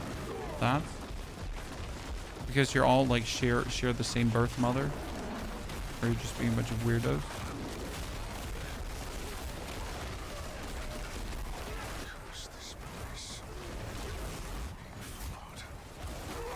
Let's turn on the bear. Get bonus damage up to 200%. The best part is you have an automatic pulling together of everyone around you because of the Gatlin's birthright, right? I don't even have to do anything anymore. I just walk around, so everything just gravitates towards me, right? It's actually mean. Any tips for beating Lilith? Just be so strong that all her faces don't matter. That's usually my best advice. I mean, when I play my Necromancer build, for example, I make sure that I get my Zangavar Blade of Zur already, right? That I get my glyphs to a certain level leveled up. I mean, Lilith is Torment 8 when you want to kind of beat her. So you just got to make sure that you are in Torment 8 quite powerful already. And then you're just going to poop on her as quick as possible. right? So with Pit 60, you can definitely have all your glyphs legendaried out. That's a mandatory thing that you should have. And then you just poop on her. I mean, the stronger you are, the less you have to care about her phases, her jumping and bumping around, her just being in general, like, absolutely annoying. So that's the best advice I can give you. Just be so strong that you don't have to bother. The same goes for Torment 10 Mephisto. Just be so strong you don't have to bother. However, for Mephisto, you actually basically need to understand him. How do you get green lightning bolts? I don't know if they're green tinged because I have a green player outline. I really don't. I couldn't feasibly tell you.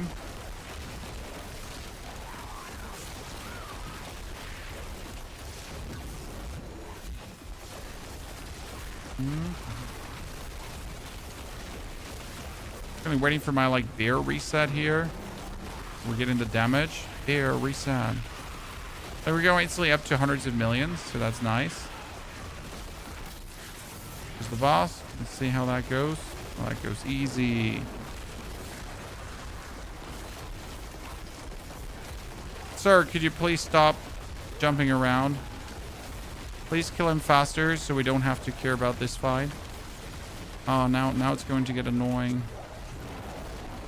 Because he just aborted my bear form. Okay, that's good. I get an ancestral amulet. What does the ancestral amulet do? That's Lockrins. Nah. I mean, actually, Lockrins does work with the build I'm planning to do. Okay, Fulminate also leveled up. Wild, Werebear, Fang and Claw, but nothing. So Fulminate is up. Headhunter is up. Good. Lightning screen due to poison. Are you certain?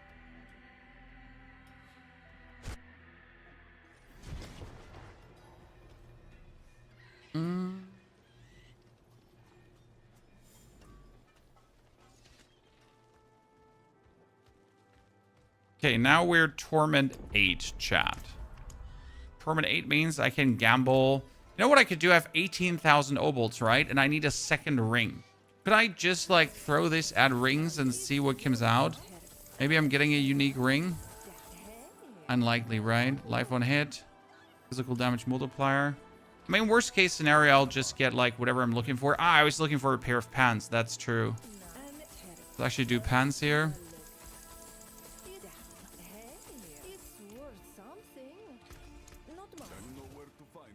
Unless it has a greater affix, I don't want it.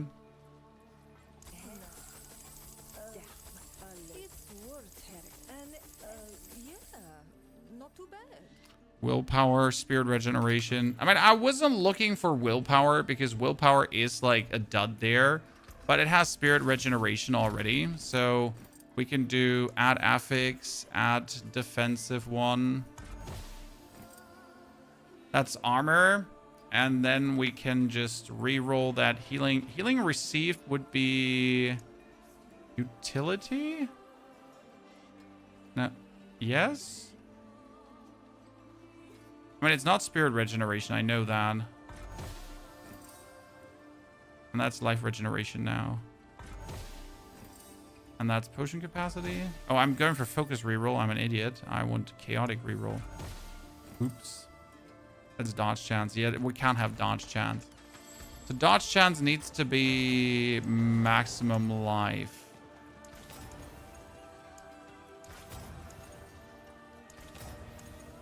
I don't really have the money to reroll things right now. We get a second pants.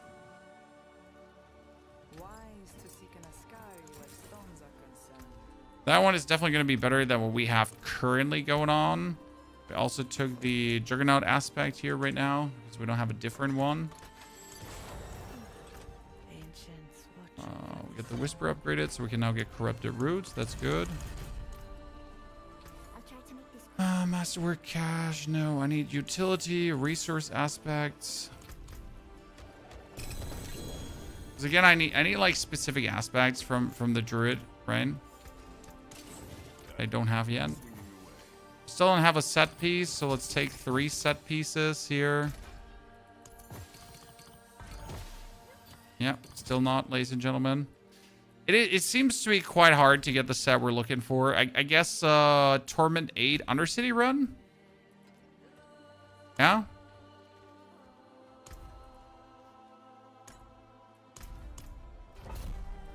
What could possibly go wrong?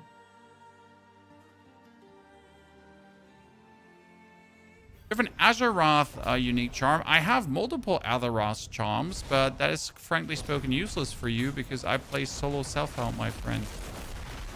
So even if I wanted to give you said charm, I simply couldn't. The solo self-help. Right?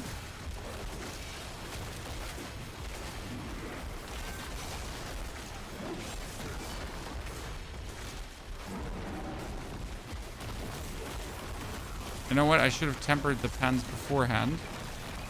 Because that would have made sure that we're getting the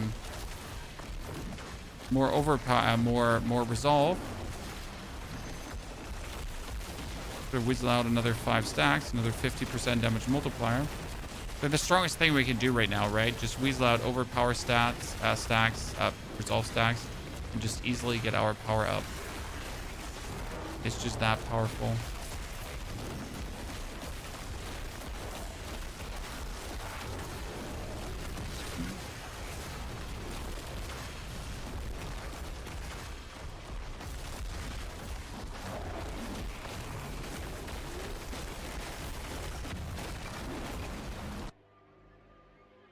Is Firewall Sork having a good AoE clear? I mean, it's being played by the #1 Sork player, so I guess there needs to be something going on there, right? Firewall Sork seems to be good. What I heard, though, is that Firewall Sork is relatively clunky to play. I'm not sure what that means or what that entails. Why is it clunky? What makes it clunky? But it's definitely not as smooth to play as Ball of Lightning was, or even the Crackling Lightning Sork. So if you have been enjoying those two before, then maybe the Ball of Lightning is not necessarily something for... maybe the other one is not necessarily something for you, right? Just keep that in mind. I mean, again, not sure how clunky it is to play. You come with me, you two? To make sure that I get this one here first unlocked before we go anywhere else, because I need to get the cooldown reduction of this. But I should have, you know, just jumping here into Torment 8 without even having any glyphs activated or anything. I should have probably made sure that I get my thingy up. That would have been better. And we need to make a good amulet. But making a good amulet is probably going to cost me quite a lot. So amulets are the most difficult things to make, at least in good.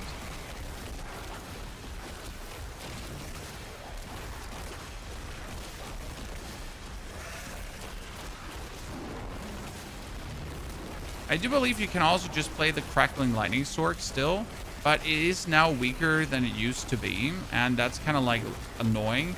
Because like playing a build that used to be strong and now it's just weaker is obviously not the yellow from the egg, right? Again, who likes to play a build that used to be strong and is now weaker? Raise your hand if that is what you enjoy doing, chat. I think no one likes that.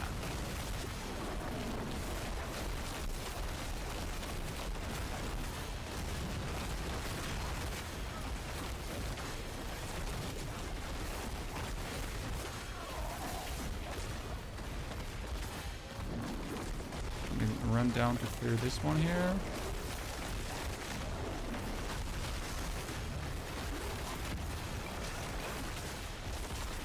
I'm gonna clear that out. I mean, I just need my set. Like, at least the 2 set bonus, right? I don't want a lot, chat. Listen, right? I don't want a lot. I just want the 2 set bonus because I'm in Torment 8 right now without the 2 set bonus.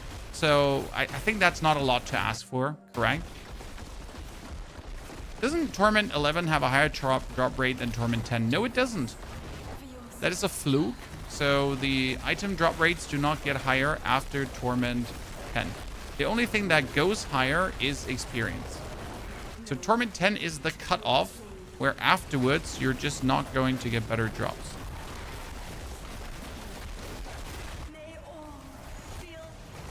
have that directly from the devs. You, child. I forgive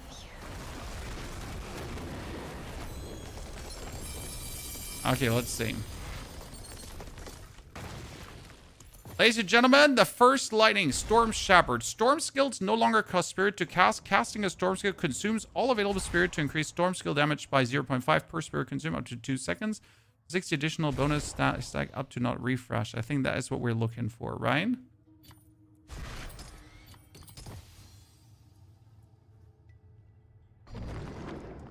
I'm gonna Godslayer Crown, cool. So now that I got the Storm Shepherd, what I wonder is, what do I want on the Storm Shepherd? For ranks. Right?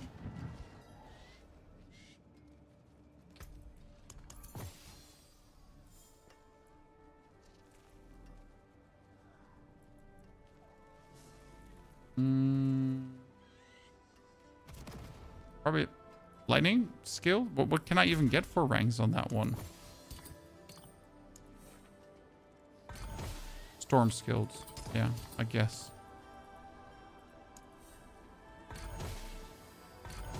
Storm skills, cool. Oh no, it's 2 times the linter, Chan. It's 2 times the same. Ugh! But at least it has shadow resistance, so let's actually keep that. And I don't care about crafting material drop rates. Werewolf skill. Werewolf skills does work in this case because we're like our lightning storm is a werewolf skill for the time being, right? Okay, so now with 2 of these, how does that look when you're going into another one? Oh, I wanted to take my pens though. I forgot the temper.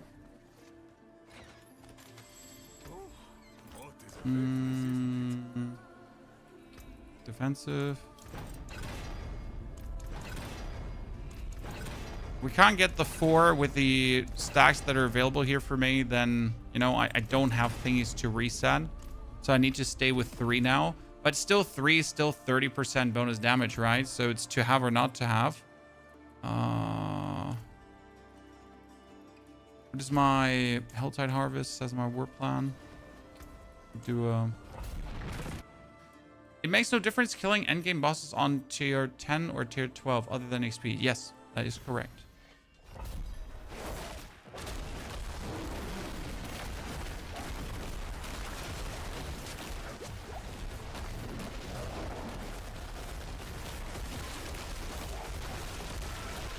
Oh, see, my damage just got so much up, guys. So we just got 268 million with the set pieces now.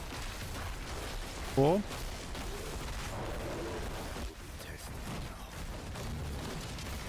So we just like quadrupled our damage due to having the set. Great, isn't it?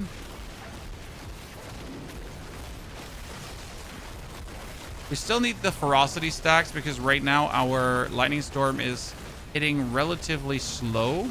So that is something that needs to get fixed. We also get like 18 overpower stacks now. So that's 180% bonus damage multiplier. So that's good. You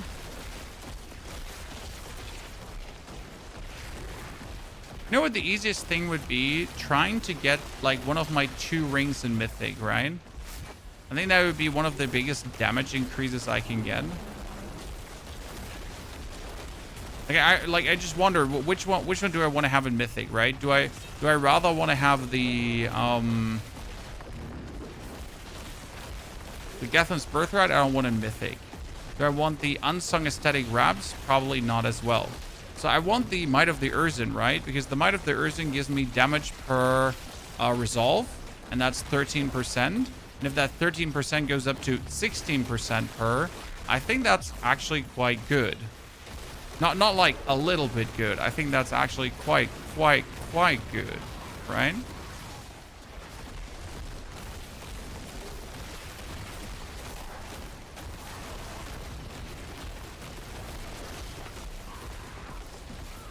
So upcycling rings is probably the thing. Josh, good to see you there. Josh, thank you for the membership over on the YouTube. Appreciate it. Good evening to you. Good evening to everyone.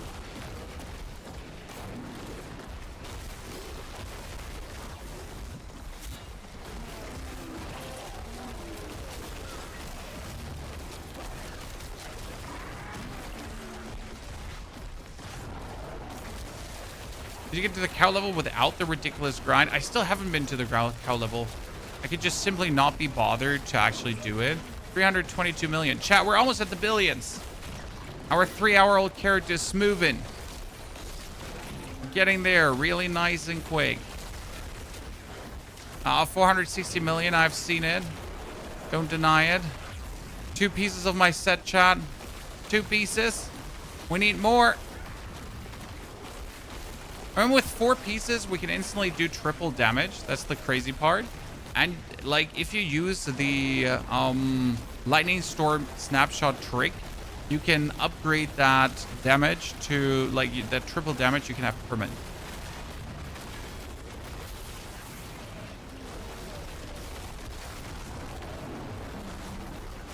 Good night, old friend. You just get trounced. Trounced. Headhunter, werewolf, wilds, werebear, outmatch, fanging claw, exploit, bane, nothing. So let's get fulminate up because that's lightning damage, right? Say almost to 50.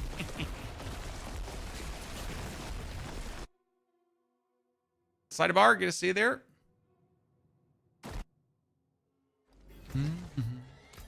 So what we're gonna do, chat? We're dirt poor, which is like an actual problem. We need more set thingies. So by the way, if you can't get a +1 seal, you're gonna do this 1, 2, 3 upgrade, and then again 1, 2, 3 upgrade, and 1, 2, 3 upgrade, right? That's the #1 way how you actually do it, and how you keep doing it. And you just make sure you really get there in time. We got this ring and really good. And I kind of want to unique power reroll. This is at 10%, right? I can 11, 12. I'm gonna be happy with 12 for now. Do I have an amulet? That's the question. Amulet. I get 1 with vulnerable damage and core skills. I mean, 3 ranks to core skills would boost our lightning storm, and vulnerable damage seems to be also nice. The problem is getting like I need to get crit damage on that, right? So we're gonna have to remove the mobility aspect. And then we would have to add affix an offensive one. And that one is poison damage multiplier, which is obviously not acceptable. Not acceptable, Chad.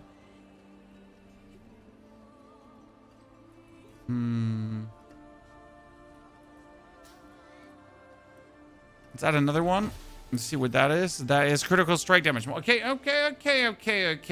Chad. Now we can pretty much go and we can say, hey, what if we actually take the poison damage multiplier and just roll it into whatever that we like, something different.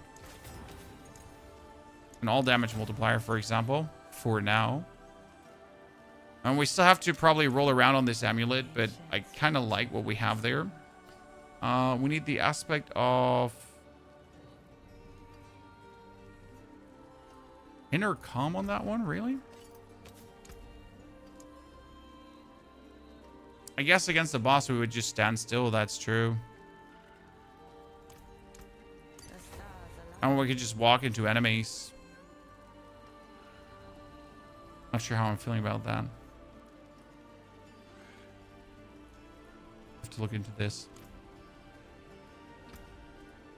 There's another creator hoots with a stormband to the trillions. Well, I mean, mine is 3 hours old, sir. I'm working on it. Please cut me some slack, okay? We're a newborn child that hasn't had time to blossom yet. Our amulet gets resolve tempers as well. You heard right.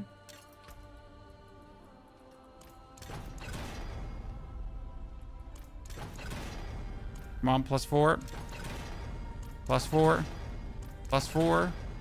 +4. +3. +4. Nice.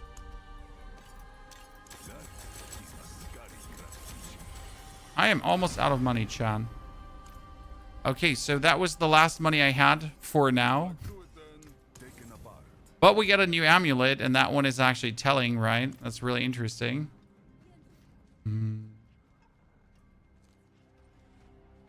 You think this Druid build can hit trillions? Yes, this Druid build can absolutely hit trillions. Druid in general is just Borkin right now. Absolutely Borkin, my friend. It's not even close.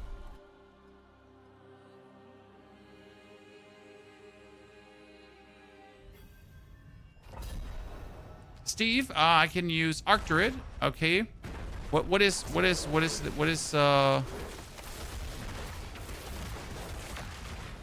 gonna have to then put the Arc Druid on as Master Steve command. I don't know if I have the money to put it on, Steve. I just burned through my finances. I mean, I'll probably have to farm out my Necromancer to just get some money. That shouldn't be the problem. Yeah, our damage just went so up. It's crazy.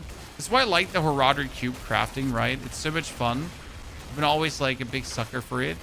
Now, the sad part is that as cool as the Horadric cube crafting is, there are just some must-have versions of items. For example, if I have an amulet and it doesn't have like greater affix to critical strike damage, why do I even bother rolling on it? Because the upside from the greater affix to critical strike damage is just so massive that it really doesn't make sense to like get anything else.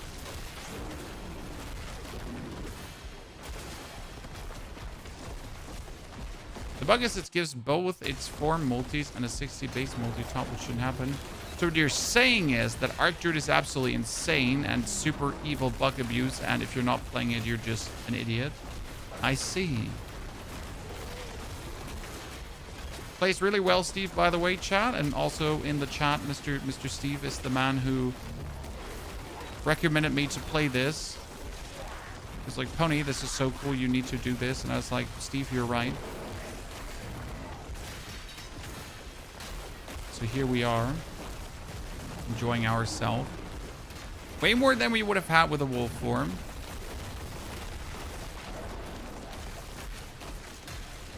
I'm 12 with Druid, but damn, it's too squishy. I have the damage, but if my barrier is gone for even a second, I die. It's so annoying, especially when doing Ruptures and Helltide. It's hard to not die.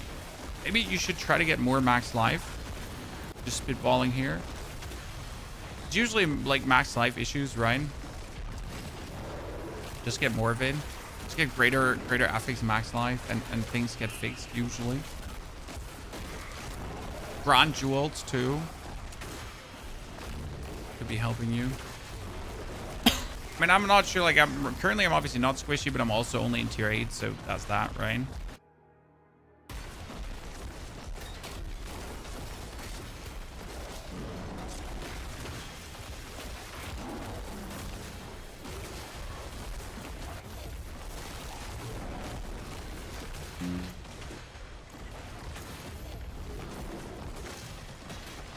This.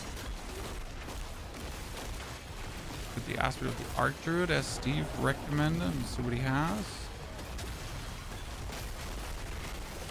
By the way, Steve, we only have 2 pieces of the set right now. I feel like we're playing this on hard mode.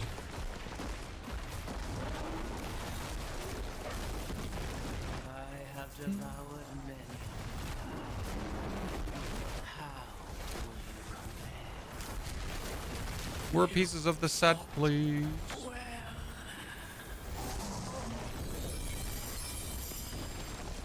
Oh, did I just get 1 set charm?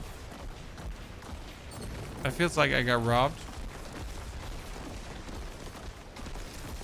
It's the wrong set charm.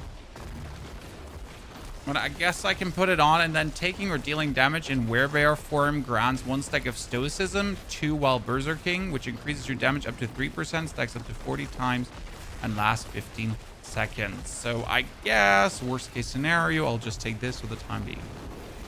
I have a guide for the Stormbear somewhere. In the description of the YouTube video, the live stream that's currently running, Torah, you do have the version from Steve, and you do have my 1 to 70 leveling. Step up to my idea. That is Ascari craftsmanship. Okay, Arc Druid, you said. I probably don't even have Arc Druid. Arc. I don't have it. So what does the aspect of the Arc Druid do? Arc. Okay, so gain an additional passive bonus for each Druid form. Werewolf increases damage. Werebear increases damage while you have... Oh. That sounds kind of cool. And you're saying that when it's bugged and gives more than it should? Well, I don't have complaints then.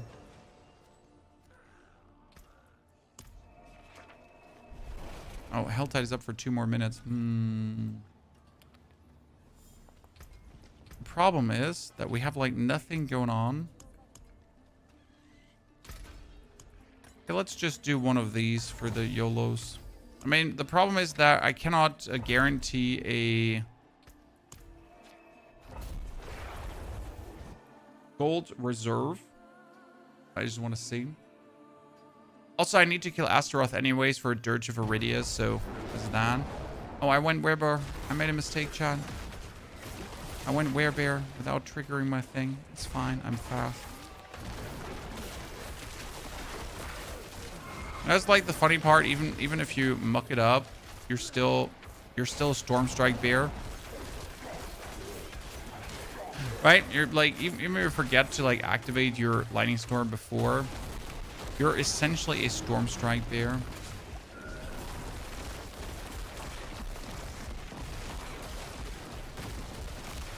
That's also strong.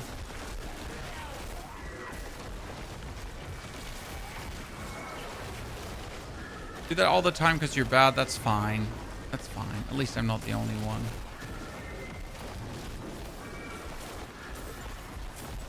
I mean, it's gonna be real fun to run with this build through Nightmare Dungeons. Once I'm like fully tuned, right? Once I'm fully out of control, because then running through Nightmare Dungeons is just going to be absolutely beautiful. Also, having like boots with double movement speed stacks on it should be making this really nice. Out of my way. I just need to bring a blood thingy back to its pedestal. Stop trying to stop me. I clearly picked this up. Okay, listen. I just clearly picked this up. First dungeon done, chat. That was quick.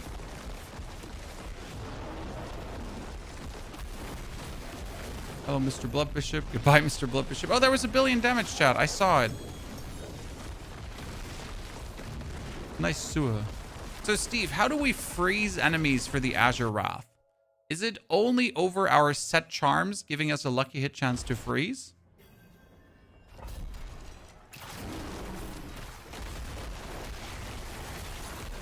Weapon temper.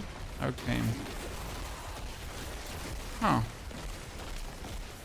Well, I'll make sure to get Azure Wrath as soon as possible, so we can give that a try. I'm still surprised that it's supposedly that useful, right?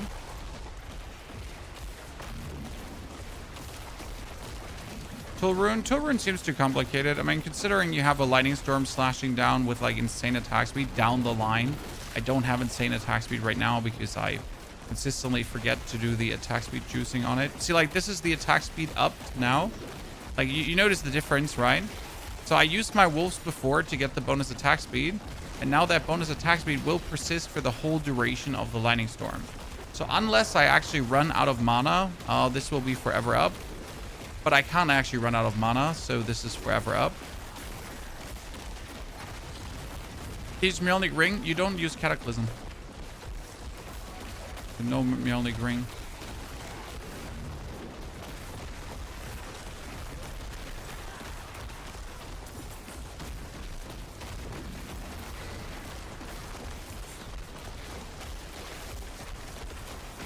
Oh, Ludo, you can get your gamble currency really quick back up again. I mean, I'm sitting at 15,000 right now.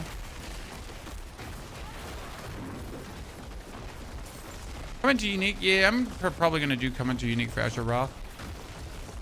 I have all the materials for it. Okay, gold reserve? No. I mean, this is like really unlucky because we didn't get anything, chat.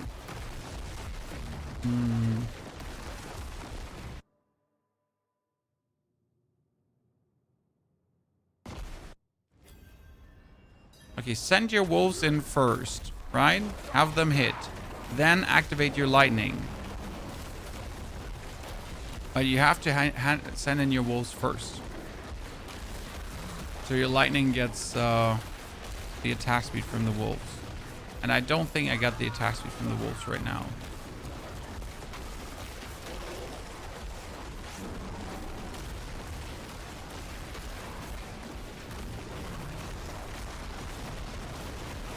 No, I haven't. I think. Like, hard for me to like see if do I have now the attack speed bonus? Do I not have the attack speed bonus?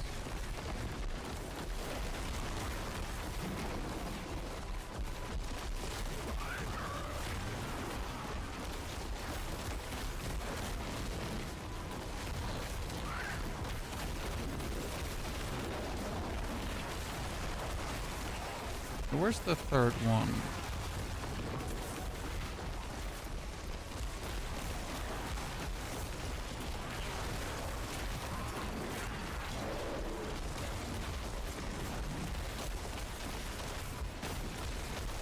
Can't wait for this to do like billions with every lightning strike, especially how easy it was to scale. In the middle or to the right? To the right, but I'm probably wrong.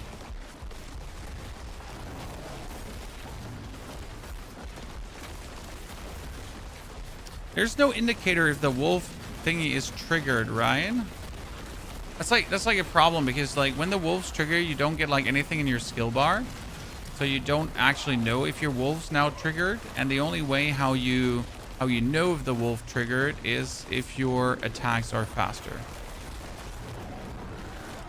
Depending on Shred versus Bear, I like Bear more, alone for the reason that it's Bear and not Wolf, right?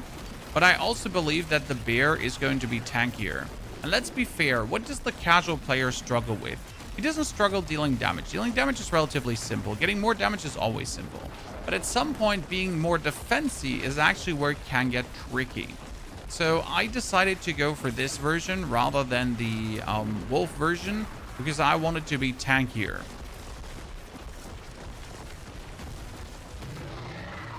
And I think that's a valid concern, right? Valid reason to do this. 829 use. Okay, now we're going for Astaroth, and he has unique spoils. Let's see. That's how I think about it, personally. Why do you sell the seals? Easy money, because I need to 3-to-1 put my seals in, but getting money is not the problem, sounds. So I'm gonna go on my other character, and I'm just gonna make 200 million per run of the.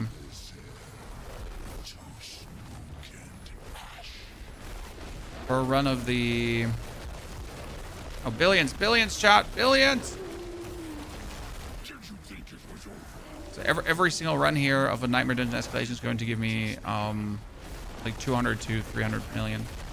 But I'm going to do that like probably tomorrow on my other character really quick. It's good. Enemy dead. Ring. We get the ring we're looking for, chat, hopefully. Let's see. So this is the second ring because right now we have a like 499 item power ring, right? We were looking for the Dirge of Iridia because it says storm skills that you cast, grant 1 spirit, and deal bonus damage. This bonus is doubled when damaging an vulnerable, immobilized, or slowed enemy, right? So it's like a 75% damage bonus. This one has vuln damage, resistance to all elements. It says vuln damage, physical and cooldown reduction. None of this is like really good. I guess I'm going to take the one with the higher one for now. And just be happy about it. This one also has vuln damage, lower. I'm going to keep the higher one for now. We also get a Basilisk. Whee!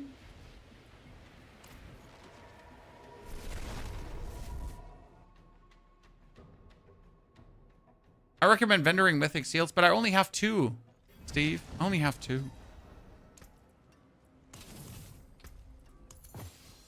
Like what you need to do with these here is 1, 2, 3, and then you just check if you get a +1 seal, right? And then you keep on doing that.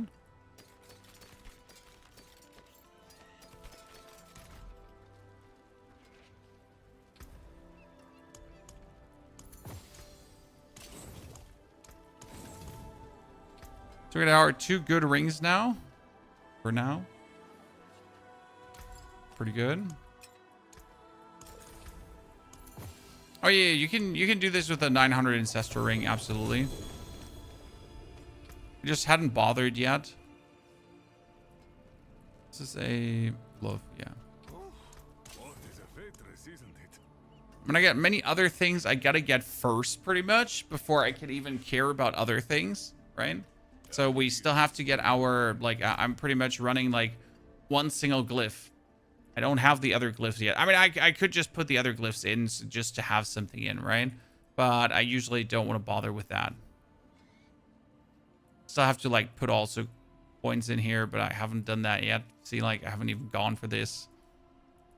There's still like some things we need to spread around the globe. We just haven't bothered yet. We pretty much just got like what was necessary to get like our bonus critical chance and all these kind of shenanigans. The armor. Is there a way to target farm mythic seals in Paragon 210 and not seen one yet?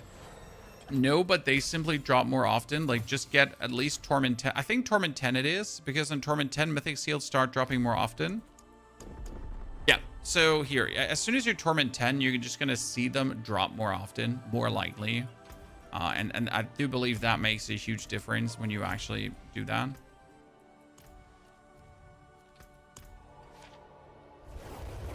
Okay, we need to bring forward our war plans now.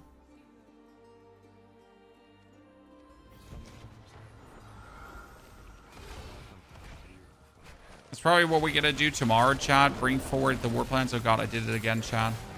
I did it again. I'm a beginner. I again went into my storm form without activating the lightning. So I'm a professional.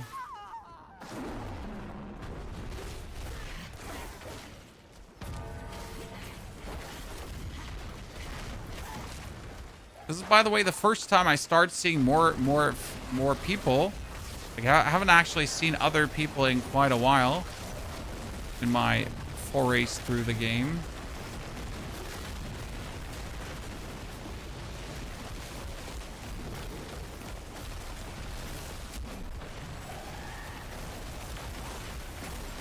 I need 250 cinder twice. We're simply gonna have to get invaded now. I mean, do we even have to get invaded? We'll probably just keep running through for any piece here. Just watch it all die, crash and burn.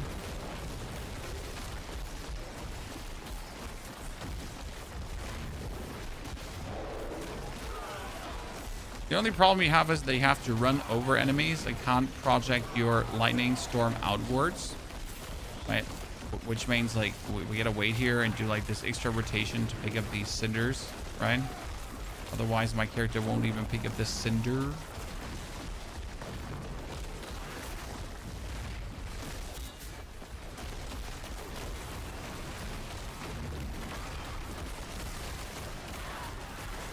Alright, in software non-soul self-out, we're soul self-out. You can see that in top right corner. But yes, we're in softcore. We don't care about hardcore.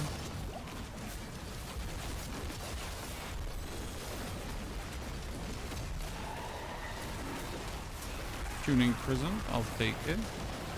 This is like a relatively harsh, what's it called again?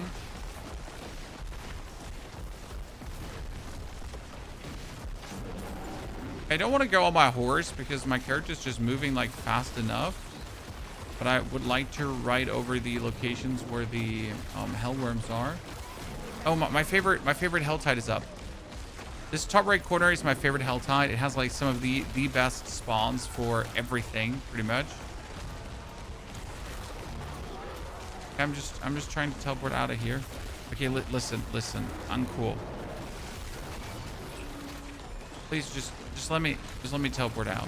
It's not that hard, okay? I started my rogue and can't get the bow for penetrating shot. I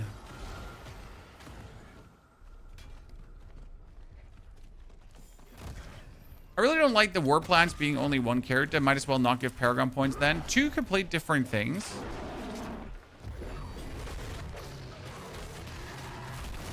But I do agree that not having the Paragon points shared is getting more and more annoying the more characters you make, right? But I think the main problem with it not being shared is currently the leveling speed, because you're simply just going so fast through the levels that you don't even have a chance to like kind of get the war plans on the other character. And right, we just went so fast through that we're just now 70 in the blink of an eye, right?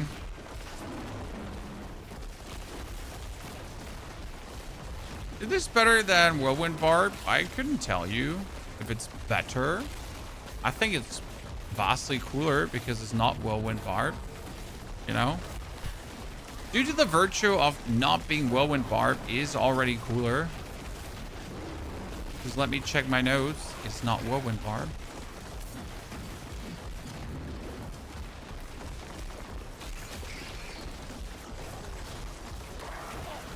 Hello, Mr. Treasure Goblin. Goodbye, Mr. Treasure Goblin.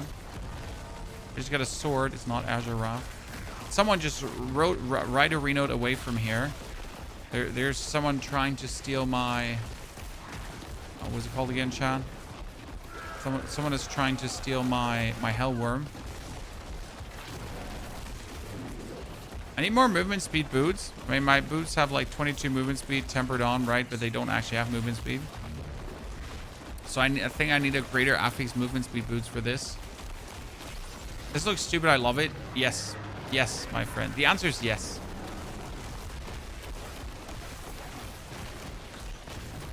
My attitude exactly towards this build. I mean, I knew how stupid this was going to be because I played it together with Boulder already, right? And I mean, technically, you could add Boulder to this as well, but I just don't see where that would do it much for the build, right?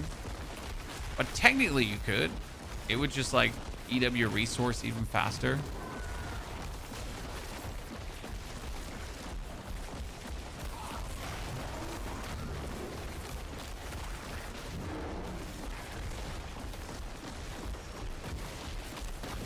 Okay, no worms here to invade me.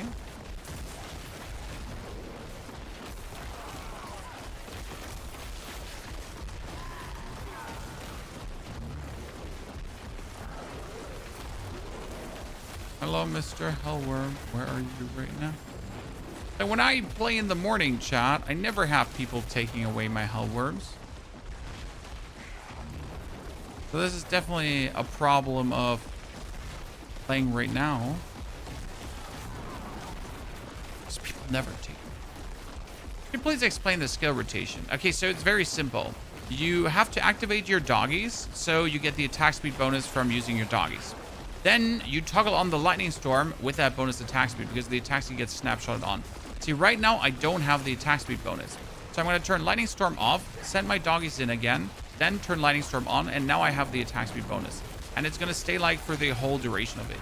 And now I pretty much have it just online, and it will stay online forever. I will activate bear form whenever I have it with Grizzly Rage, and I can spam my storm strike in between. In the meantime, my Hurricane is active, also just being permanently active, doing damage to the enemies around me, right? And I'm just like a demon. Yeah, I'm just a demon. Then I debilitating roar in between just for the shits and giggles, I guess. Right, mainly for the shits and giggles, not because I actually need to do it, right? Because I clearly don't need to do it. Okay, what the fuck is that invasion here right now? What did I do, like, to have you all just... Oh, it's the Hellborn. Yeah, okay, he's dead. Poor little dude. You thought he could put up a fight, chat. What a cutie.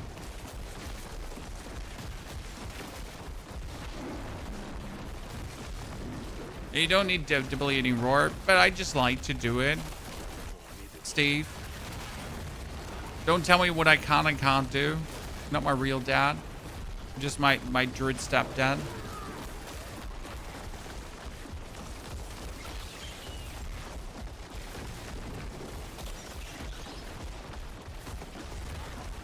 Don't worry, we'll have a video like putting this all together, as we always do have.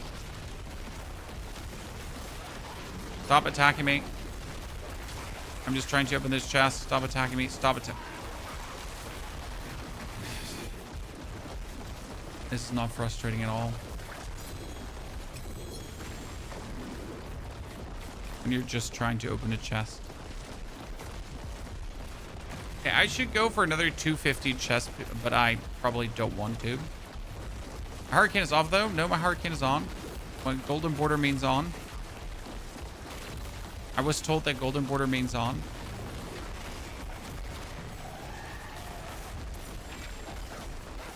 Unless everyone lied to me. Chat, did you lie to me?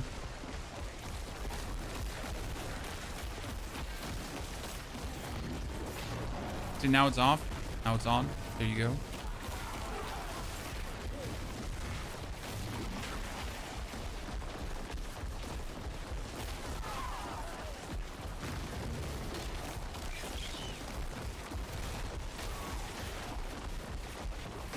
So if I understand this right, I have the main game. I haven't played for ages, but if I have to play right now, do I have to buy the expansion? No, you can play without the expansion. You're just going to miss a shit ton of things. For example, this Lightning Bear build needs the third variant of the Druid here, the Hero of the Storm. And if you don't have the expansion, then you are not getting Hero of the Storm. Which means you can effectively not play this build. And this goes like not only for this build, there are many builds like this where you then simply just can't play the build.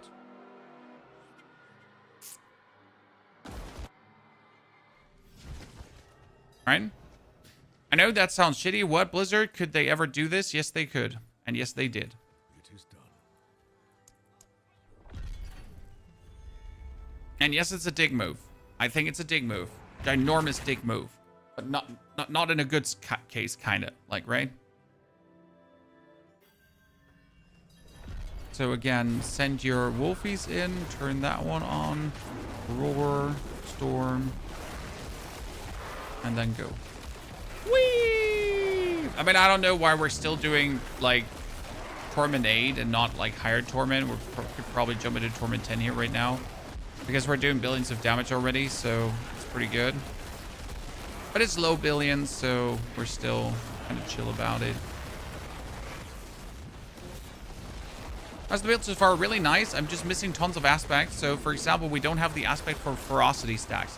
4 ferocity stacks is another 20% bonus attack speed.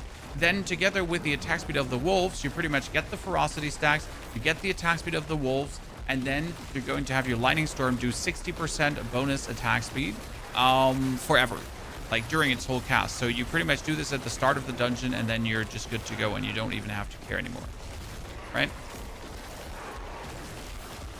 Really clunking cool. I kind of like it.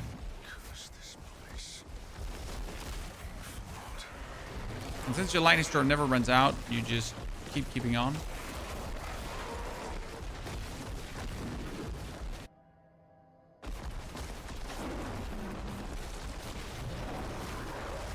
And now I just need to make like a good pair of boots, but since I'm poor, I can't make a good pair of boots right now. So we'll have to farm money on my other character that tomorrow we can absolutely zoom this forward. I mean, I think you get a good taste of this build already. We have the links in the description of the YouTube video. So I guess we'll get you all heated up, and then we can tomorrow push this like all the way to the trillions easily. I think Hurricane is bug. It seems like both graphic and the damage is gone after you zone teleport, even though the golden border is on. But it's around me right now, sir. See, it's around me. I mean, I can effectively see it around me.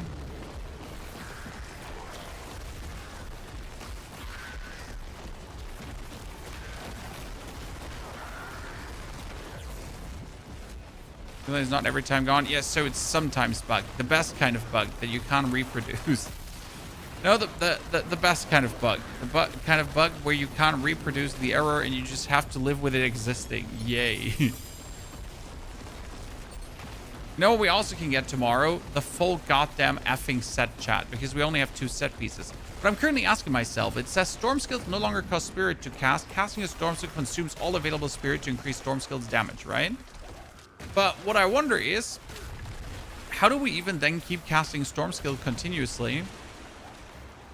Oh, because it always consumes all storm skills. So if we even have a minuscule, okay, yeah, I'm an idiot. because it doesn't cost anything to craft. So if we even have a minuscule recharge, that is enough to allow us to continuously cast it. Yeah, okay, makes sense. Wow, that was a big brain fart. So as long as we have even a little bit, like even 1 tick per second, we always have enough. Yeah.